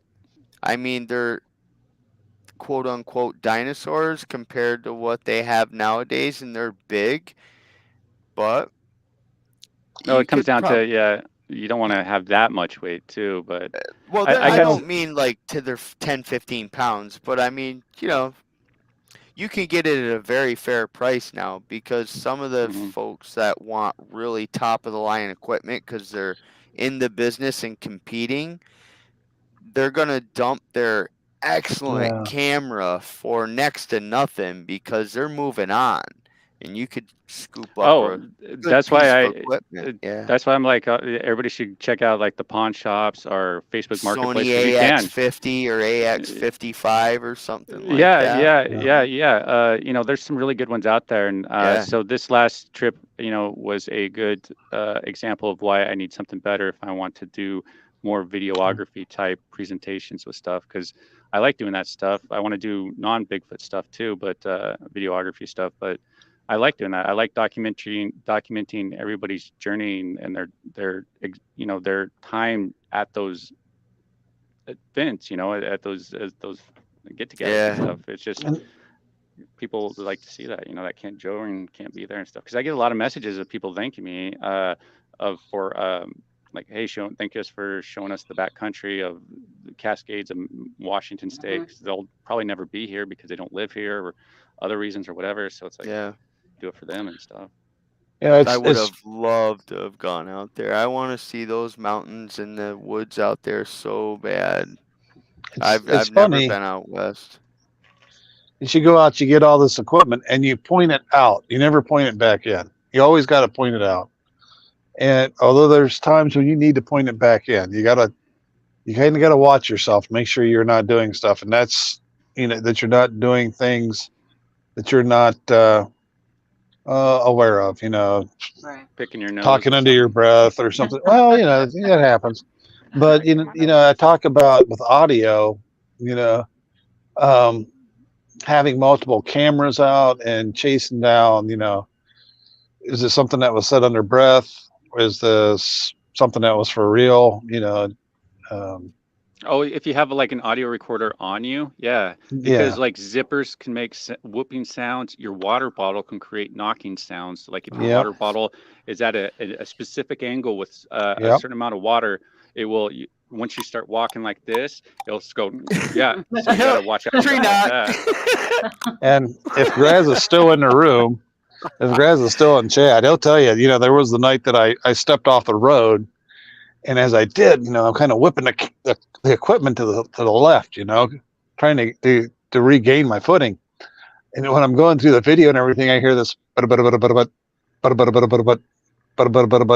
it sounded like a real super deep, kind of like ape sounds, So when I started going through all the other recordings and stuff, then I find out it's actually my wife. She says that can happen. That's why I'm walking in the middle of the road. I'm like, what? That's you? Yeah, you said that. I know. I was listening to my stuff, and all I can hear is my stupid walking stick. My, I know that's the other thing. I was like, that's fucking annoying. Why did you tell me to stop doing that? And you don't. Where's the rocks? You don't hear that when you're walking. But on the playback, it was horrible. It's horrible. So that's why I'm having a hard time, like with some of the releasing some of the video and stuff, because it's like that's what it is. It's like, boy, I wish I had an external microphone set up better or something, because it's like, you just pick up the rocks and stuff. Yeah. Picks it up well, very listen, well. if there's like if you guys have an audio track and you need to get some of that sound out, of course, Steve, Curious Cryptid can do this as well, but could maybe clean up some of the audio and then lay it back on the track with the video and line it up. Like you can do that on movie editors. I'm having so much trouble getting that stuff to Nikki, even like transferring it, and Jesus criminy, that's like sure. Whew. Yeah. So I know my biggest problem is that when I have a microphone on or something out in the woods, you swear I'm Darth Vader. Yeah. So I've taken the mic, I moved it here. Now I'm wearing it on the very top of my head. Yeah. That's probably the best place for it. Try to get away from it. That's interesting. Well, you guys, we've held these people hostage for quite a while. I know Brent's always hungry, so I'm sure he wants to go eat. Yeah, I'm starving. Jonathan's probably exhausted over there, wants to go to bed. I'm falling asleep. So we're not going to hold it. Let me just take that off here. And gentlemen, it has been a pleasure. It was a great conversation. Thank you. I'm glad I took it the way it went, because it was exactly what I wanted to talk about. And hey, you guys, I love ya. Don't forget to hit that like button before you leave. Please share it around if you want to share a 3-hour show around. But love you guys.